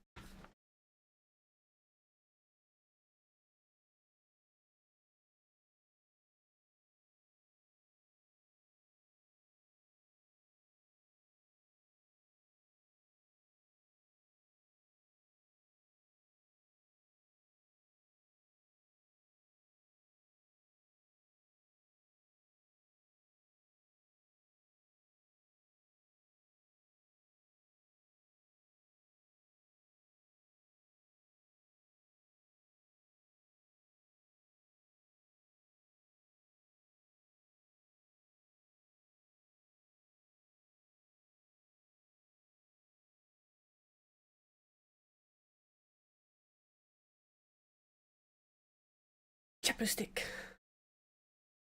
I use I don't know if everybody else is weird about chapsticks. I am. I love the plain chapstick. Like the not the Carmex. Carmex is good. I love Carmex. But the plain cherry flavored chapsticks, but I tried a new one. It's the Squatch.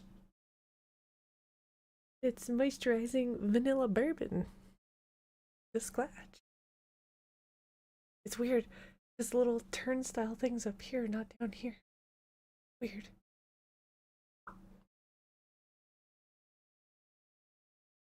Really fucking good. Hi, Motown. Motown with the lowdown down here. This is Yoshi's twin. Actually, you guys seen Yoshi earlier. Here's his twin. Momo, hurry. They don't like to be picked up, but as soon as you put them down, they're turning around like, give me more. Okay. It's my baby. Girl. Watch your little fluffy self, okay? Get tangled up. Your brother's over here. There's a pillow right here. I'm surrounded by animals. Wish I could turn my camera around. They're everywhere. Alright. Let us continue. Alright, so. Then here's to misspent youth. Next time you move, Flint said as Azoth groaned his way back into consciousness. I don't think I'll ever move again. My head feels like someone threw it against the wall. Flint laughed, the second time Azoth had heard him do that recently. He was sitting on the edge of the bed. You did well. They thought you were embarrassed because you got knocked down in front of the Drake's daughter, so they decided it was all harmless kid stuff. The young Lord Gear was mortified that he hit you. Apparently he's a real big friendly giant and never loses his temper. The fact you're about a quarter his size and Sarah was furious with him also helps. They were all quite impressed. Impressed? That's stupid. In their world, fighting has rules, so fighting means risking embarrassment and pain, and at worst, risking your looks if you can get a broken nose or an unfortunate scar. Doesn't mean dying or killing. In their world, you can fight a man and then become his friend. In fact, you're going to play it so Logan does become your friend, because with a man like him, you can only come out of this as a great friend or a terrible enemy. Do you understand that, Kyler? We'll work together on your new identity soon. Yes, sir. Why don't you want Master Tofusin to see you? That's why you made me fight Logan, isn't it? To be distracted? Solon Tofusin is a magus. Most magi, that's male mages, can't tell if you're talented just by looking at you. So talented is like their form, the assassin's form of magic. It's called talent with a capital T. It's like the quirks, I guess, from My Hero. But not necessarily like different powers. The all assassins have the talents, which is assassin's talent, which is like hiding in the shadows, be one with the shadow, the way of the shadows, the way. All right, so on the other hand, most magi, female mages, or magi, female mages can. There are disguises against their sight that I'll teach you later, but I didn't have the time to do it, and I didn't feel like going upstairs and jumping out a window. Azoth was confused. But he doesn't act like a mage, and how would you know? Durzo asked. Azoth didn't think saying he doesn't like the mages in stories was going to please Durzo. The truth is, Durzo said, Solon hasn't told Logan or anyone else that he's a mage. You won't tell anyone either. When you know a man's secrets, you have power over him. A man's secret is his weakness. Every man has a weakness, no matter. Flint's voice dropped. Nothing, his eyes suddenly distant, lifeless. He stood and left without a word. Azoth closed his eyes, confused. He wondered about his new master. He wondered about the guild. He wondered if Jalaliel had brought the review. He wondered how Jarl was doing. Most of all, he wondered about Dollgirl. Heyo, Azo. Heyo, Jo, Azoth said. Even as he gave the words the same stress he always had, Azoth felt part of himself die. This was supposed to be one of his last outings as Azoth. Soon he would have to become Kyler. He would walk differently, talk differently. He would never visit his old neighborhoods in the Warrens. But now he saw that Azoth's world was already dying and he would never connect with Jarl again. It had nothing to do with the lies Kyler would tell and everything to do with Rat. It was different now. It always would be. Azoth and Jarl looked at each other for a long moment in the common room of Mama Kay's house. It was almost midnight, and the guild rats were soon to be shooed out of the house. They were welcome in the common room all day, but they were allowed to sleep here only in the winter, and only if they obeyed her rules. No fighting, no stealing, no going anywhere but the kitchen and the common room. No bothering the adults who visited. Any guild rat who broke the rules got his entire guild banned from Mama Kay's for the winter. Usually it was a death sentence for the offender because it meant the whole guild would have to sleep in the sewers to stay warm. They would kill him for that. Still, the place was always crowded. There was a fireplace, a floor covered with soft rugs, good for sleeping on. Those rugs once had been clean but were now stained from their filthy bodies. Despite the damage, Mama Kay never got mad at them. Every few excuse me. And every few months, new rugs showed up. There were durable chairs the guild rats were allowed to sit on, toys, dolls, and piles of games they could play. Sometimes Mama Kay even brought them treats. Here they gambled and bragged and gossiped freely with anyone who was here. Even children outside their own guild. It was the only place the guild rats were allowed to resemble children. The only safe place they knew. Coming back, it looked different. What had seemed so recently and very lap of luxury now was just a plain room, with plain furnishings and simple toys because the guild rats would ruin anything better. They would stain everything and break anything delicate, not from malice, but from ignorance. The place was the same. It was Azoth who had changed. Azoth, or Kyler, whoever he was, marveled at the stench of the guild rats. Didn't they smell themselves? Weren't they ashamed? Or was it just him, ashamed to see what he had been? As he always did after his reading lessons with Mama Kay, Azoth had looked for Jarl, but now that they were face to face, neither could find anything to say. Need your help, Azoth said finally. There was no way to cover what he wanted. He wasn't here to visit a friend. He was here to do a job. My help? I need to know what happened to Doll Girl. Where is she? And I need to know what's happening with the guilds. I guess he wouldn't know. No, guilds weren't part of his life now. Nothing was like it used to be. Your master hit you? Jarl asked, looking at Azoth's black eye. I got this in a fight. He does hit me, but not like Azoth cut off. Not like Rat. How is he? Azoth said, trying to cover.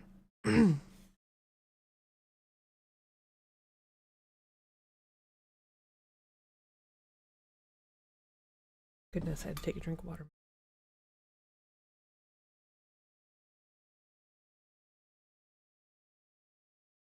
Why don't you tell me? You're the one who killed him. Azoth opened his mouth, but seeing two littles in Mama Kay's front room, stopped. Well, it made you kill Rat to see if he could do it, didn't he? Jarl asked, his voice low. No? Are you crazy? In his head, he could hear the echoes of Master Blind's voice from their training. Word gets out, word always gets out. Hurt filled Jarl's eyes, and he said nothing for a long time. Shouldn't push, Azoth. I'm sorry. I should just thank you. Rat, he messed me up bad. I'm so confused all the time. I hated him, but sometimes, when Rat disappeared and I saw you walking away with Blint, Jarl blinked rapidly and stared away. Sometimes I hate you. You left me with no one, but that's not right. You didn't do anything wrong. Just Rat and me. Azoth didn't know what to say. Jarl blinked furiously again. Shut up, Jarl. Shut up. He dashed the tears from his eyes with fist. What do you need? There was something Azoth should say. He knew it, some assurance he should give, but he didn't know what it was. Jarl had been his friend. His friend, wasn't he? But he changed. Azoth had changed. He was supposed to be Kyler now, but instead he was just a fraud straddling two worlds and trying to hold on as they tore apart. Whatever the cataclysm named Rat had left Azoth holding on to, one thing was certain. A chasm had opened between him and Jarl, and Azoth was afraid to approach it. Didn't understand what it was, didn't understand anything except that it made him feel dirty and scared. Jarl was letting him put the walls back up by asking a simple question. A simple question that could be answered simply. A problem they couldn't actually resolve. Doll Girl, Azoth said. He felt relieved to back away from his once friend and guilty that he felt relieved. Oh, Jarl said. You know is she all right now? Excuse me, sorry, I had a burp. She's alive, but I don't know if she's going to make it. They make fun of her. Without you around, she isn't like she used to be. Been sharing my food with her, but the guild's falling apart. Things are too bad. We don't have enough food. The guild, not our guild. Azoth kept his face blank, refused to show how much that hurt. It shouldn't have hurt. He was the one who wanted out. He was the one who left, but it still made him feel empty. You will be alone. You will be different, always. Jalaleel's almost dead. Turns out Rat stole his review money, and now they lost the waterfront to Burning Man, and others are closing in. They? Jarl's face twisted. You've got to know, they threw me out of Black Dragon, threw us all out, didn't want buggers and rat lovers, they said. You don't have a guild? Azoth asked. It was disaster. Guild rats without a guild were fair game for anyone. That Jarl had stayed alive since being expelled was surprising, and he'd had food to share with Doll Girl was amazing, and he was willing to was humbling. Some of us have banded together for a little while. They call us the Buggers. I'm going to try to join Two Fist on the north side. Rumor is they might get the market on Durden soon, Jarl said. That was Jarl. Always had a plan. They're willing to take Doll Girl too? He was answered with guilty silence. I asked. I did, Azoth. They just won't do it if you— Jarl's mouth opened to say more, but then closed. I'm not going to make you ask, Jarl. I've been looking for you to give it back. Azoth lifted his tunic and unwrapped a sash full of coins. He handed it to Jarl. Azoth, this is twice as heavy as it was. I'll take care of Doll Girl. Give me a couple weeks. Can you take care of her for that long? Jarl's eyes were filling with tears, and Azoth was afraid he would too. Called each other Jarl and Azoth now, not Jo and Azo. Azoth said, I'm going to tell Mama Kay how smart you are and see if she has work for you. You know, if things don't work out with Two Fist. You do that for me? Sure, Jo. Azo, Jarl said. Yeah. Jarl hesitated, swallowed. I just wish. Me too, Jarl. Me too. I almost cried. I got a little choked up there. I'm gonna cry.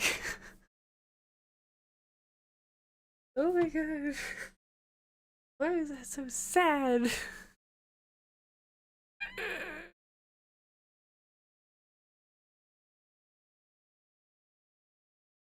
Just take the wheel. Motown. Psst. Battle. Psst, psst. Chumpy. Battle. To his buddy. Come here, Chumple Pump. Hold on. Chumpies. Love us. Momo, gosh. Watch it, girl. Love us. My god. Crazy Mo. Stop. Chumpy.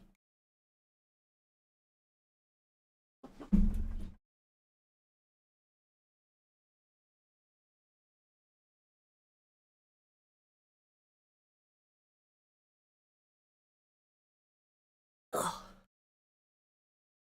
I hit my head under my desk. Kinda hurt.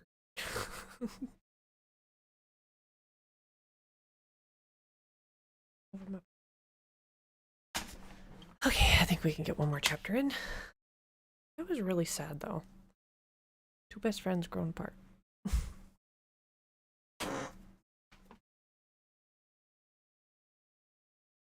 Bumble chumps. Yeah, no, he just ignores me. I'm trying to show you guys who we're trying to raise money for, but he's not coming to me. He just went and laid down there. Not gonna bother. Okay. Uno más chapter.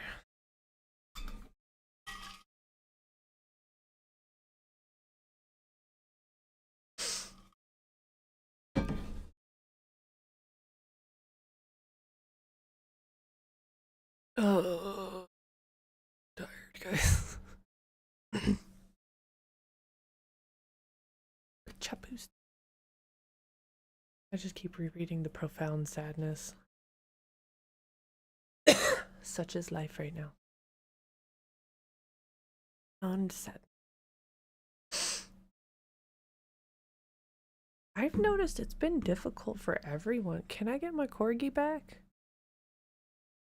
Mo, we've talked about this. No. I told you she wanted to come with me. I know you never gave me the keys. I know you didn't even give me your address, but I'm telling you she wanted to come with me. I'm sorry. Gonna have to just take me to court for her.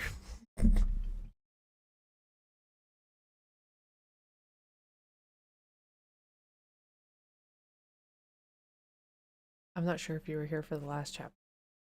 You just made it pretty far so far. We are 15 of 6 chapters. I'm gonna start doing a leave off of which chapter we're on out of what. I'm done.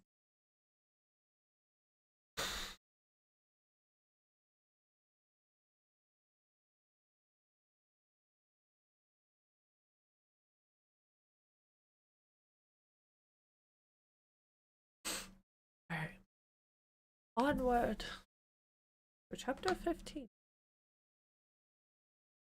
The price of disobedience is death. The words keep running through his head every day as Azoth planned his disobedience. Azoth's training was brutally hard, but it wasn't brutal. In the guilds, a fist might beat you for making point, and make a point, make a mistake that left you permanently maimed. Master Blint never made mistakes. Azoth hurt exactly as much as Blint wanted him to. Usually, that was a lot. What do you mean we talked? I was out getting groceries. That's what I'm saying. See, you went to get groceries and I just took care of her. I don't know what to tell you, man. But so what? Yeah, but so what?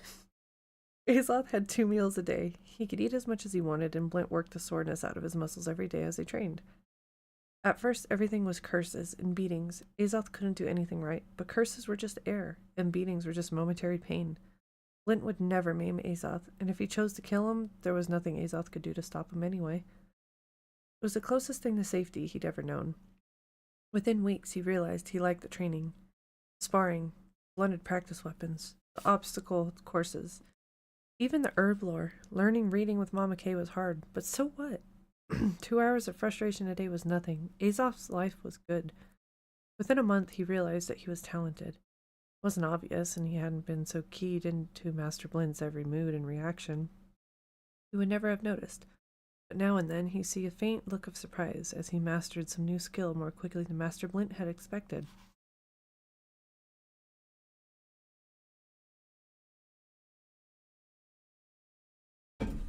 I'm going to pause right there, though. Hold on.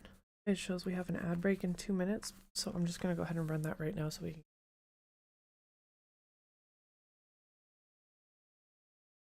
I think we're probably going to run like 2 ads. Be right back.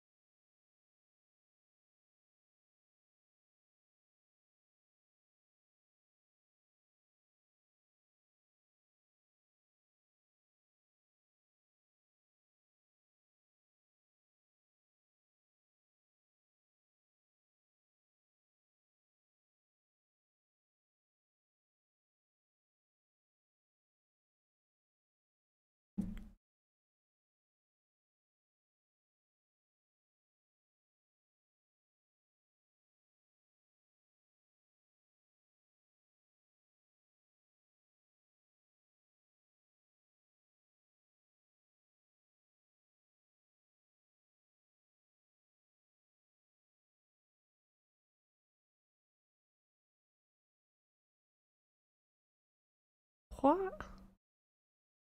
Much activity outside right now. Oh.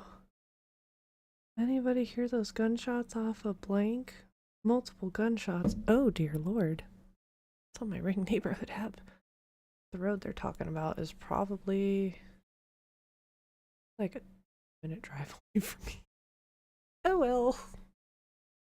Back to reading. Made him work all the harder, hoping to see that look not once a week, but once a day.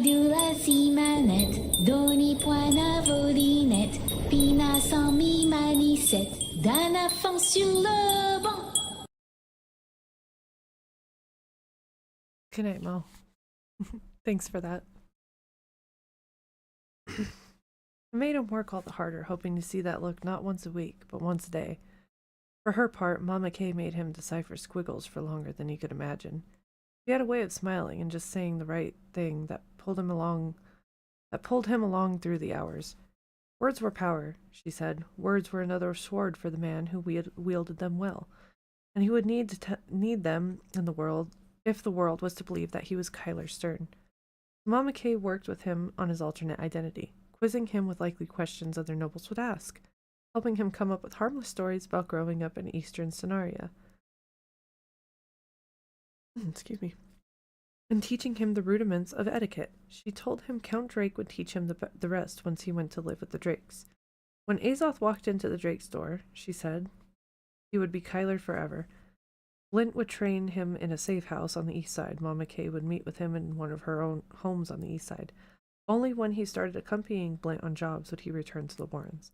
Azoth looked hard for her, and without complaint, except for one time when he got disgusted at his own stupidity and threw a book across the room. He worked in the hell of Mama Kay's displeasure for a week until he brought her some flowers he'd stolen and she forgave him. He'd given Jarl plenty of money to take care of Doggirl, but Jarl wouldn't be able to just give her the money. Someone would steal it. The worst part of it was that she was alone. Mute and with a horribly beaten face, she wouldn't be making any friends either. The price of disobedience is death, Master Blint had said, and he'd forbidden him to see Doggirl again, ever. Mama Kay told Azoth that Master Blint would even eventually come to like him and trust him, but that when he said things like that, for now, Azoth should take it as law. That made Azoth hopeful. Until she clarified street law, which was immutable and omnipotent, not the pathetic king's law. It was a shame because Azoth had to see Doggirl one last time. When he did get his chance, it was through the no guile of his own. Master Blint had a job, so he simply left Azoth to his own devices. He left a list of chores too, but Azoth knew if they hurried, he could finish all the chores and still have several hours before he was supposed to meet with Mama Kay for his reading lesson. He threw himself into his work with a fury. He dusted the weapons room, climbed up on the ladder to reach the higher rows of weapons and the equipment out of his reach. He checked and cleaned the wood practice weapons. He oiled and cleaned the weapons Master Blint had used recently. He worked a different kind of oil into the leather targets and dummies that Master Blint made him attack by the hour. He checked the seams on the ones Master Blint himself had kicked, and finding several bursts, sewed them shut again. He wasn't very good with the needle, but Master Blint tolerated less than perfect work here. If nothing else, he swept the floors and as always, didn't throw the dirt into the street, but collected it in a small bin. Master Blint didn't want him to leave the safe house, not ever, unless he was under direct orders. He found himself cleaning one of Blint's daggers a second time. It was a long, thin blade with tiny gold filigree. Through chance or age, the gold was thin in the grooves that had been etched for it, so blood had collected in every narrow groove of the filigree. Blint had used this blade recently. He must have been in a hurry when he sheathed it, so Azoth found himself using a point of another fine dagger to pick out the blood. He should have soaked the blade in water and then scrubbed it vigorously, but this was his last chore. It was still 3 hours until he was supposed to be at Mama Kay's. If he had work on the chores until then, it wouldn't be his fault that he didn't leave. What happens if you do nothing? Blint had asked him. Nothing. There's a price, and a terrible freedom to that, boy. Remember it. Master Blint had been speaking of making your move on a debtor when things looked risky, but Azoth could feel the burden of those words now. If I do something, what's the worst that could happen? Master Blint kills me? That was pretty bad. The odds of it were low, though. Unlike the other wet boys who might spend their whole lives in the Warrens, Master Blint only took jobs from the people who could afford his prices. That usually only meant nobles. That always meant east side, so he'd be on the opposite side of the city from Azoth. The real worst case, if I do nothing, Doggirl dies. He put down the dagger with a grimace. Finding Doggirl was easier said than done. The Black Dragon Guild had ceased to exist. It was just gone. Tyler went to their old territory and found that it had been swallowed by the Red Hand, Burning Man, and Rusty Knife. The old black dragons scrawled on the buildings and aqueducts were already fading. He wore a pair of daggers, but he didn't have to use them. Once he was stopped by some burning men, but one of the bigs used to be one of his lizards. The boy spoke of a few words to the others who were able to try to rob Azoth. They eased away. The lizard never said a word to him. He crisscrossed their old territory 6 times, but he could never find Doggirl. Once he thought he saw Corbin Fischl, someone he'd always known was important, and who he now knew, Master Blint had told him, was one of the 9. But all the guild rats he saw kept their distance. Time was running out when Azoth finally thought of the old bakery. Doggirl was there, alone. She had her back to him, and for a moment he paused, afraid to get her attention. Then she turned. Rat's sadism was evident. A month hadn't been long enough for her wounds to heal. It had only been long enough to show both what her face must have looked like for the last week and what it would look like for the rest of her life.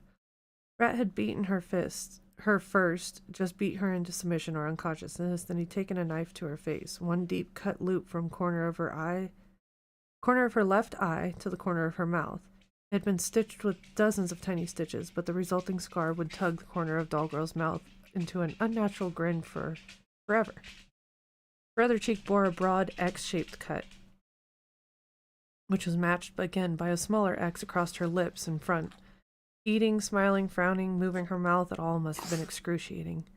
"Excuse you, sir." My dog. One of her eyes was still swollen, and Azoth wasn't sure if she'd ever be able to see out of it again. The rest of the wounds looked like they would fade. A scab on her forehead, the barest yellow around her other eye as the black faded, and a nose that must have been reset because Azoth was sure Rat had broken it. All in all, her face was, and was supposed to be, a testament to cruelty. Rat wanted anyone who ever looked at Dollgirl to know that she hadn't just had an accident. He wanted everyone to know that this had been done deliberately.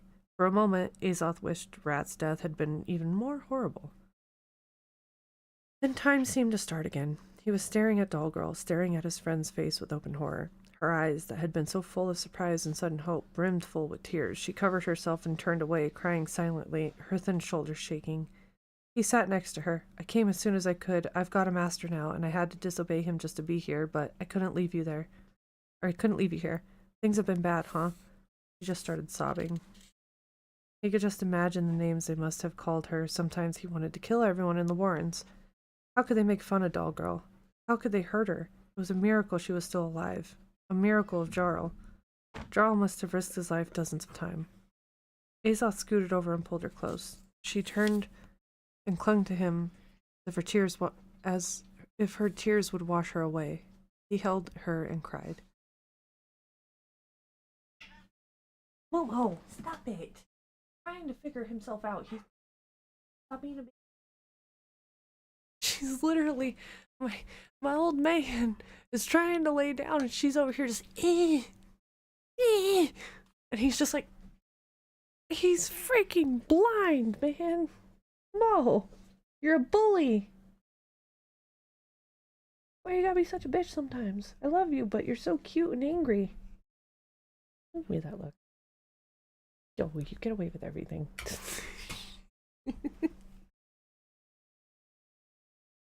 Give me 1 second. This isn't good. He's laying on something.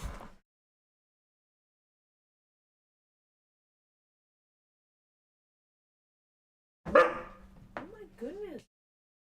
Really? Like,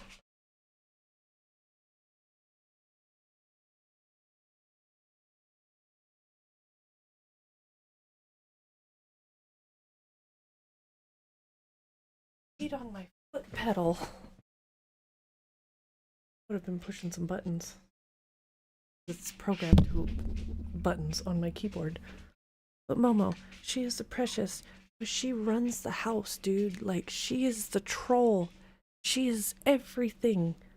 She'll just sit there in the threshold of the doorways and nobody can get by. Because she'll just sit there and just meow, meow.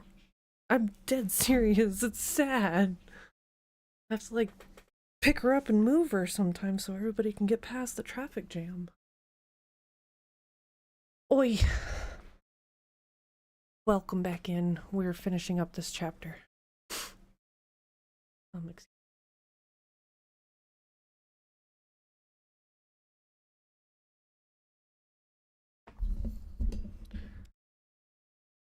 Finishing up this chapter and watch my cat be a little bitch to my dog. Again! Love her, but my god. Nightbot, fix yourself. No, for real.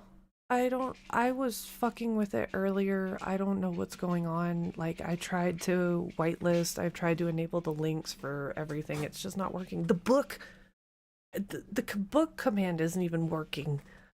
And it's literally not even a link. So I don't even know what's up with that. So, Nightbot's kind of stupid right now. He's very stupid.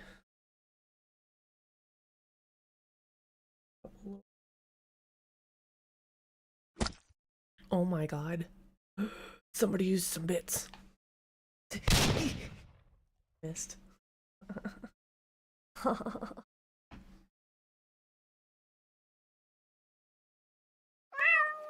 Meow. Oh, Hunk has entered the Meowtrix. Thanks for the follow, Hunk. I appreciate it. Follows help me get pushed into the For You page stuff or whatever, how Twitch works now. Wait, that makes me pop up in people's stuff. I almost forgot to follow. Ah! I'm glad you remembered. Alright, let's finish this chapter.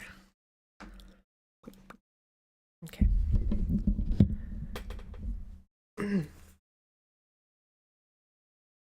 Okay, and clung to him as if her tears would wash her away.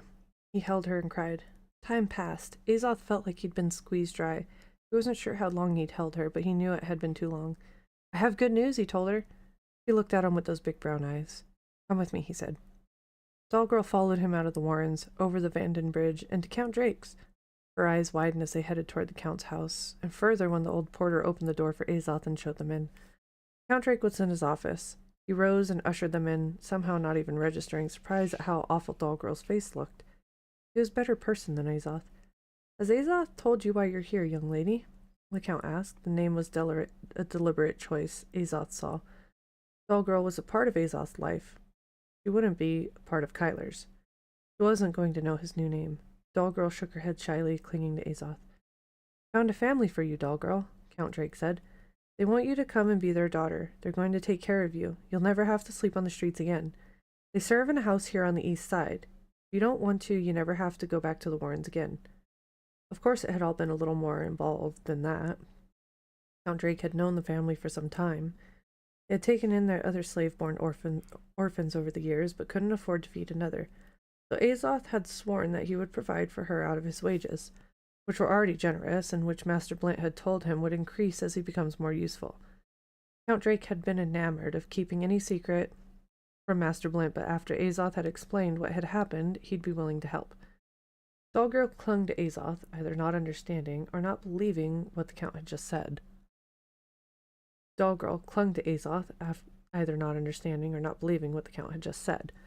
Count Drake stood. I'm sure you have some things you probably wish to tell her, and I need to get the coach in order.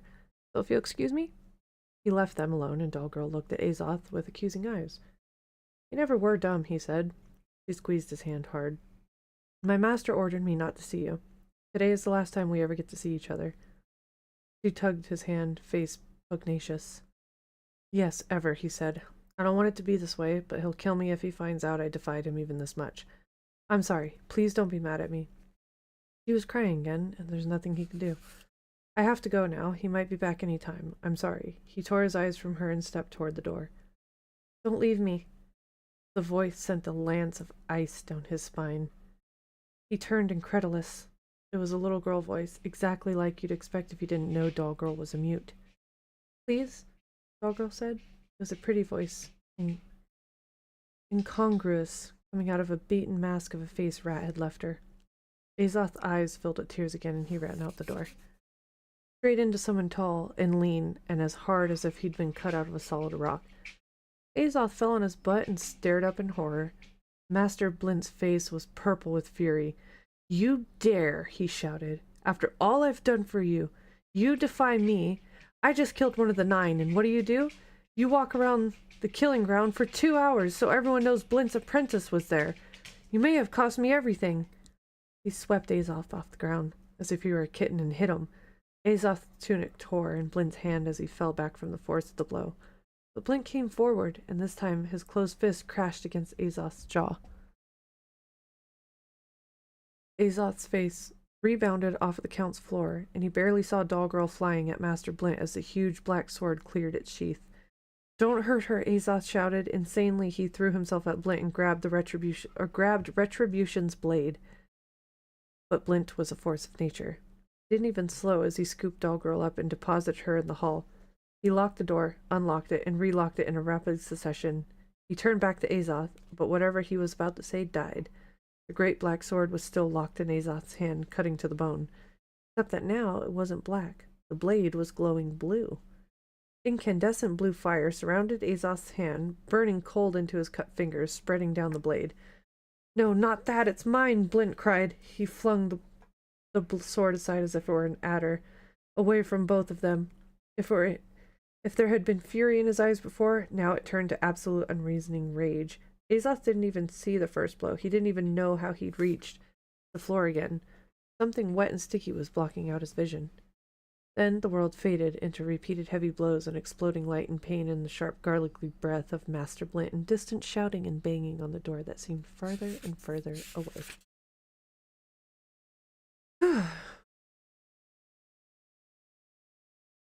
Well, we made it to chapter 16. Let's see how many let's get to chapter 17. Got this. Go one more chapter. Chapter 16. Durzo gazed into the frothy brown ale as if it held answers. It didn't, and he had a choice to make. The usual forced gaiety of the brothel swirled around him, but nobody, male or female, bothered him. Perhaps it was retribution unsheathed on the table in front of him. Perhaps it was merely the look on his face. Don't hurt her, Azoth had yelled, as if Durzo would murder some 7-year-old girl. What kind of monster did the boy think he was? Then he remembered beating the shit out of the boy, artlessly pounding that yielding child flesh, beating him unconscious before Count Drake broke down the door and grabbed him. He'd almost killed Count Drake for that. He'd been so wild. Count had fixed such a look on Durzo. Damn Count Drake and his damn holy eyes. That incandescent blue. Damn it. Damn all magic. In that flash of blue on retribution, he'd seen his hope die. The hope had been dying since Vonda died. But that blue was a door slamming shut forever. It meant Azoth was worthy as Durzo was not. As if all of Durzo's years of service were worth nothing. The boy was taking from him all that made him special. What did that leave for Durzo Blint? Ashes. Ashes and blood, and nothing more. Suddenly the sword retribution before him seemed a mockery. Retribution? Giving people what they deserve? I really did that. I'd shoved that damn blade down my own throat.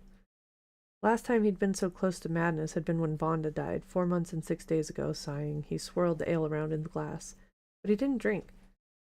Time enough for that later. 1 second. Sorry, Yoshi. Why are you guys under my feet?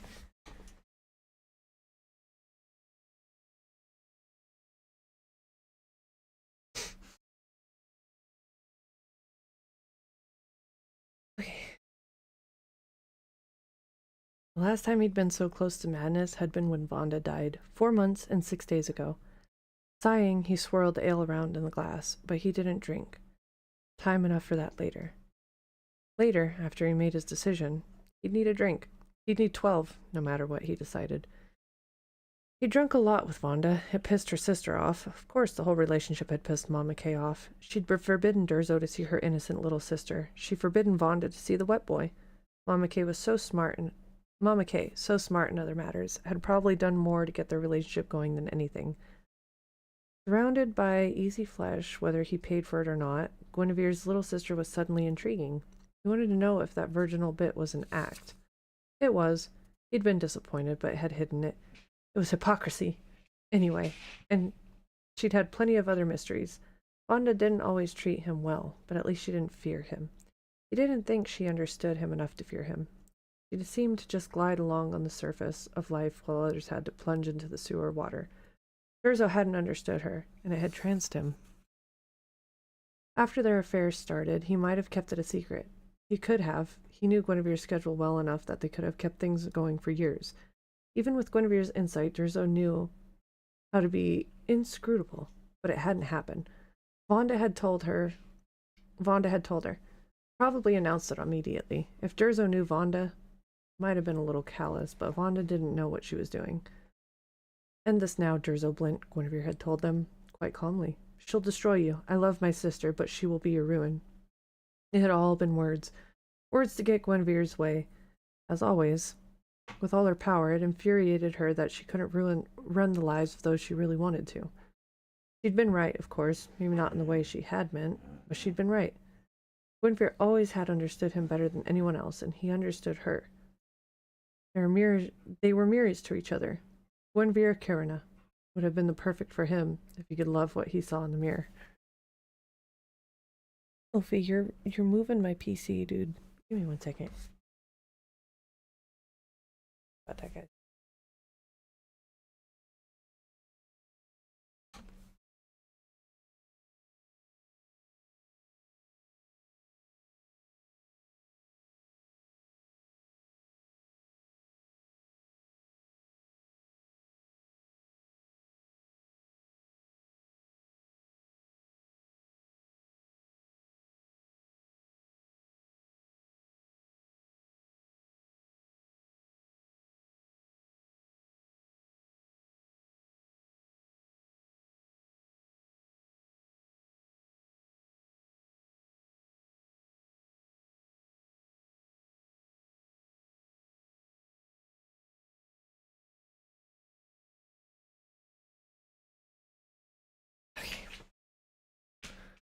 Oh, my ankles.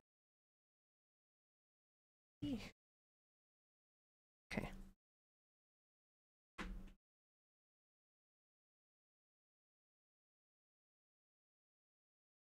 She'd been right, of course, maybe not in the way she had meant it, but she had been right. Guinevere always had understood him better than anyone else, and he'd understood her. They're mirrors to each other. Guinevere Kieran, it would have been perfect for him if he could love what he saw in the mirror. Why am I thinking about this? It's all old shit. It's all finished. There was a choice to be made. Did he raise the boy in hope? Did he kill him now? Hope. Right. Hope is the lies we tell ourselves about the future. He'd hoped before, dared to dream about a different life, but when it came time... You look pensive, Galen Starfire, Ladetian Bard said, seating himself across from Durzo without waiting to be asked. Deciding who to kill, call me that again, and you jump to the front of the list, Aristarchos. The bard smiled with the confidence of a man who knows he has perfect white teeth that only set off a handsome face by the night angels. We've been awfully curious about what's been happening for the last few months. You and the society can go to hell, Durzo said. I think you like the attention, Durzo Blint. If you wanted us dead, we'd be dead, or are you really bound by this code of retribution? It's of considerable debate in the society. Still fighting over the same questions, huh? Don't you all have anything better to do? Talk, talk, talk. Why don't you do something provocative for once? Wow. Tired, productive. Works either way. We're trying, Durzo. In fact, that's why I'm here. I want to help you. How kind. You've lost it, haven't you? Aristarchos asked. Have you lost it, or has it abandoned you? Do the stones really choose their own masters? Durzo noticed he was spinning the knife from finger to finger again. It wasn't to intimidate the Ladetian, who, laudably enough, didn't even glance at it. Just kept his hands busy, but it was nothing. He stopped it. Here's why I've never been friends with any of you, Aristarchos. I don't know if your little circle has ever been interested in me, or if it's only interested in my power. Once I almost convinced to share some of my mysteries, but I realized that what I share with one of you, I share with all of you, so tell me, why would I give my enemies such power? Is that what we've come to? Aristarchos asked. Enemies? Why, then, do you not wipe us from the face of the earth? You're uniquely suited for such task. I don't kill without cause. Fear isn't enough to motivate me. It may be beyond your comprehension, but I hold power without using it. Aristarchus stroked his chin. Then you are a better man than many have feared. I see now why you were chosen in the first place. Aristarchus stood. Know this, Durzo Blint, I am far from home and have not the means I might wish, but if you call on me, I will give you what help I can. And knowing that you have deemed the cause just will be enough explanation for me. Good day. The man walked out of the brothel, smiling and winking at the whores, who seemed disappointed to lose his business. He wore his charm like a mask, Durzo saw. The masks change, but the maskers remain the same, don't they? Durzo had lived with the bilge waste of humanity for so long, he saw filth in every heart. He knew the filth was there. He was right about that. Filth and darkness were even in Rimbold Drake's heart. Drake didn't act from the surface, did he? No. That masker, if only that one, had changed. Fear isn't enough to motivate me, he said. While planned to murder a child, what kind of monster am I? He was caught now, truly and desperately caught. He'd just killed Corbin Fischl. The man's death had been sanctioned by the Shinga and the rest of the Nine. Corbin had been managing the guilds as if he were in Calidor, setting guild against guild, encouraging open war between them, and doing absolutely nothing to regulate brutality within the guilds. Calidorans did such things in the belief that the best would naturally rise, but the Sakage wanted members, not monsters. Worse, they now had some indication that Corbin actually had been working for Calidor. That was inexcusable. Not taking the work, but taking it without reporting it to the rest of the Nine. Loyalties had to be to the Sakage first. The kill had been sanctioned and had been just. That didn't mean that Corbin's friends would accept it. Durzo had killed members of the Nine before, but he always took extra care to conceal whose work it was. Now Azoth had tromped around his killing grounds for hours, a little before the job was done, and a lot after. Enough people knew or guessed Durzo had taken Azoth as his apprentice, but they couldn't fail to link the two. It was sloppy wet work, they'd say. Maybe Durzo Blint is slipping. Being the best made him a target. Appearance of weakness gave every second-rate wet boy hope that they could move up. Azoth couldn't have known, of course. Still didn't know so many things, but in the flash of blue light from Retribution's blade, Durzo had seen his own death. If he let the boy live, Durzo would die. Sooner or later. And there it was, the divine economy. For someone to live, someone had to die. Durzo Blint made his decision and started drinking. Master Blint hasn't come to see me. No, Mama Kay said. It's been 4 days. You said he wasn't mad anymore. Azoth said, making fists with his hands. He thought he had cut them, but they were fine. Lots of other places on his body hurt, so he hadn't just imagined being beaten, but his hands were fine. 3 days, and he's not mad. Drink this. No, I don't want any more of that stuff. It makes me feel worse. He regretted the words as soon as he said that. Mama Kay's eyebrows went up and her eyes went cold. Even huddled in warm blankets in a spare bedroom here in her house, when her eyes turned frosty, nothing could make you feel warm. Child, let me tell you a story. Have you ever heard of the snake of Haran? Azoth shook his head. The snake has 7 heads, but each time you cut one off, 2 more grow in its place. Really? Is that such a thing? No. In Haran, they call it the snake of Ladesh. It's imaginary. Why did you tell me about it? Azoth asked. Are you being deliberately obtuse? When he didn't answer, she said, If you'll let me finish, you'll see the story as an analogy. Analogies are lies grown-ups tell. Why?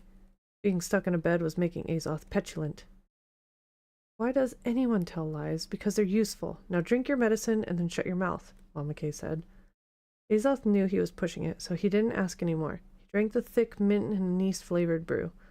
Right now, the Sakage has its own snake of Haran. Azoth. Kyler. You know Corbin Fischl? Azoth nodded. Corbin was a handsome, impressive young man who had sometimes come and talked to Jalaleel. Corbin was one of the 9. He ran the children's guilds. Was? Azoth almost squeaked. He wasn't supposed to know Corbin was even important, much less how important. Much less how important. Durshill killed him 3 days ago. When the baby farms were shut down, the Sakage was given a chance to literally rise in its own army. But Corbin was allowing or encouraging guild war that was wiping out the slave-born. And he was a spy. The Sakage thought he was a Surin spy, so now they think that he was taking money for Kalidor. The Kalidorans paid him in Surin gold, probably in case he was found, and also he wouldn't start spending the money immediately and bring attention to himself. Now that Corbin is dead, his things have been searched, and unfortunately there hasn't been any clear answer. If he was Kalidoran, he was far more dangerous than we had thought, and the Sakage should have brought him in, and had him tortured until they knew for sure. But at the time, they thought it was more important to set a graphic example of what happens to those who mismanage the Sakage endeavors. Problem's now bigger. We don't think Corbin was in a place long enough to cultivate any loyalty to Kalidor among the guilds. Street rats don't care much where their meals come from. But the fact Kalidor would work on taking over the guilds tells us how much they're thinking long term. How do you know he wasn't just the easiest person they could get in the Sakage? Mama Kay smiled. We don't. Kalidor is putting down some rebellions right now, and it's not it's not going well for them. But the God King has earned a reputation as a man who plans for victory, and my guess is that he thinks it may be years before he's ready to march south. But he wants Sonaria to fall at the slightest blow when he does. If he controls the Sakage, taking the entire city will be easy. Our problem is that if he was able to get the man as highly placed as Corbin, then there may be dozens of others. The other heads of the snake may show up at any time. Anyone we trust may be working for Kalidor. Why is that your problem? Azoth asked. It's my problem because I'm one of the 9 too. Kyler, I'm the mistress of pleasures. Azoth's mouth formed a little O. Always before, the Sakage had been something dangerous, huge and distant. He supposed it fit. Everyone knew Mama Kay had been a whore and that she was wealthy. But he'd never even thought of it. Being the mistress of pleasure meant that Mama Kay controlled all of the prostitution in Sonaria. Everyone who plied the pleasure trade ultimately answered to her. She smiled. Aside from my girls' more strenuous duties, they also keep their ears open. You'd be amazed how talkative men can be in front of what they think is just a dumb whore. I'm in charge of the Sakage's spies. I need to know what Kalidor is doing. If I don't, the Sakage doesn't know. And if we don't, the country may fall. Believe me, we do not want Gareth Ursul as our king. Why are you telling me all this? Azoth said. Nobody. Azoth was nobody. You're about to become Kyler Stern, she said. And I think you're smarter than Durzo gives you credit for. I'm telling you because we need you on our side. Azoth was stupid to go wandering the other day, and it may cost you or Durzo your lives. But if you had known what was happening, you wouldn't have gone there. You did the wrong thing, but Durzo shouldn't have beaten you for showing initiative. In fact, I'm sure he's sorry for beating you, though he'll never apologize. It isn't in the man to admit he's wrong. We need you to be more than an apprentice, Kyler. We need you to be an ally. Are you ready for that? Azoth, Kyler, nodded slowly. What do you want me to do? Chapter 17, and we're going to end it there because I am tired. Almost 11 o'clock, guys. Damn. We got some cheers. Got somebody to play a sound. Tried to say them both together. Sound. We got somebody to play a sound alert. And we got a new follower. I enjoyed the little bits of conversations between the chapters so much too. I really enjoy that. I don't know if you guys are enjoying that or if you guys just want me to continue reading. But I like to take the time. More questionable words tonight. I actually no. I was waiting for them to pop up, but no. None, sadly. No more, say that word again. Sleep is well deserved. Yes, I am exhausted. But we're making our progress, and depending on how things go tomorrow, hit the bell notifications for both Twitch and YouTube and use the all. Hit the all, not personalized, and you'll be notified every time I go live, just in case I do random impromptu lives, which I'm going to start doing a little bit more towards the evening times again. I've been enjoying these evening times. But yeah, see if there's anybody online. Go raid them real quick. You guys want to go raid somebody else? Or head out. Who do we got? Do you want to go watch Dragon Quest or Split Fiction? What do you guys want to go watch? Thank you, Hunk. Appreciate it. We are going to go raid. Let's go raid some people, though. Are you guys ready to go raid? I'm going to send a couple. So yeah, we can either go...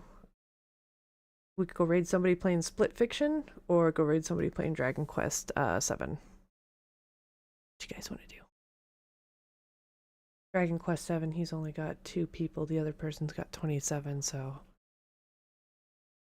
You guys ready for a late night stream? Hmm?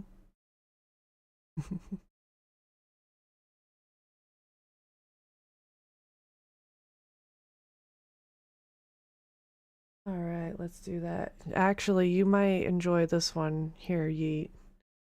Astenosis is a mod in one of my other friends' server. I'm a mod with them. Yeah. Alright, so they have a content is intended for certain audiences, sexual themes going on. Let's do it. Pathetic. No, I don't want to. No. All right. How? Oh. Go. New tip available. Hey. Oh. What this? Dropping 3 people in here for ya. Can I get a preview? Alright, guys. Of course you are. I'll see you guys over there. Bye, guys.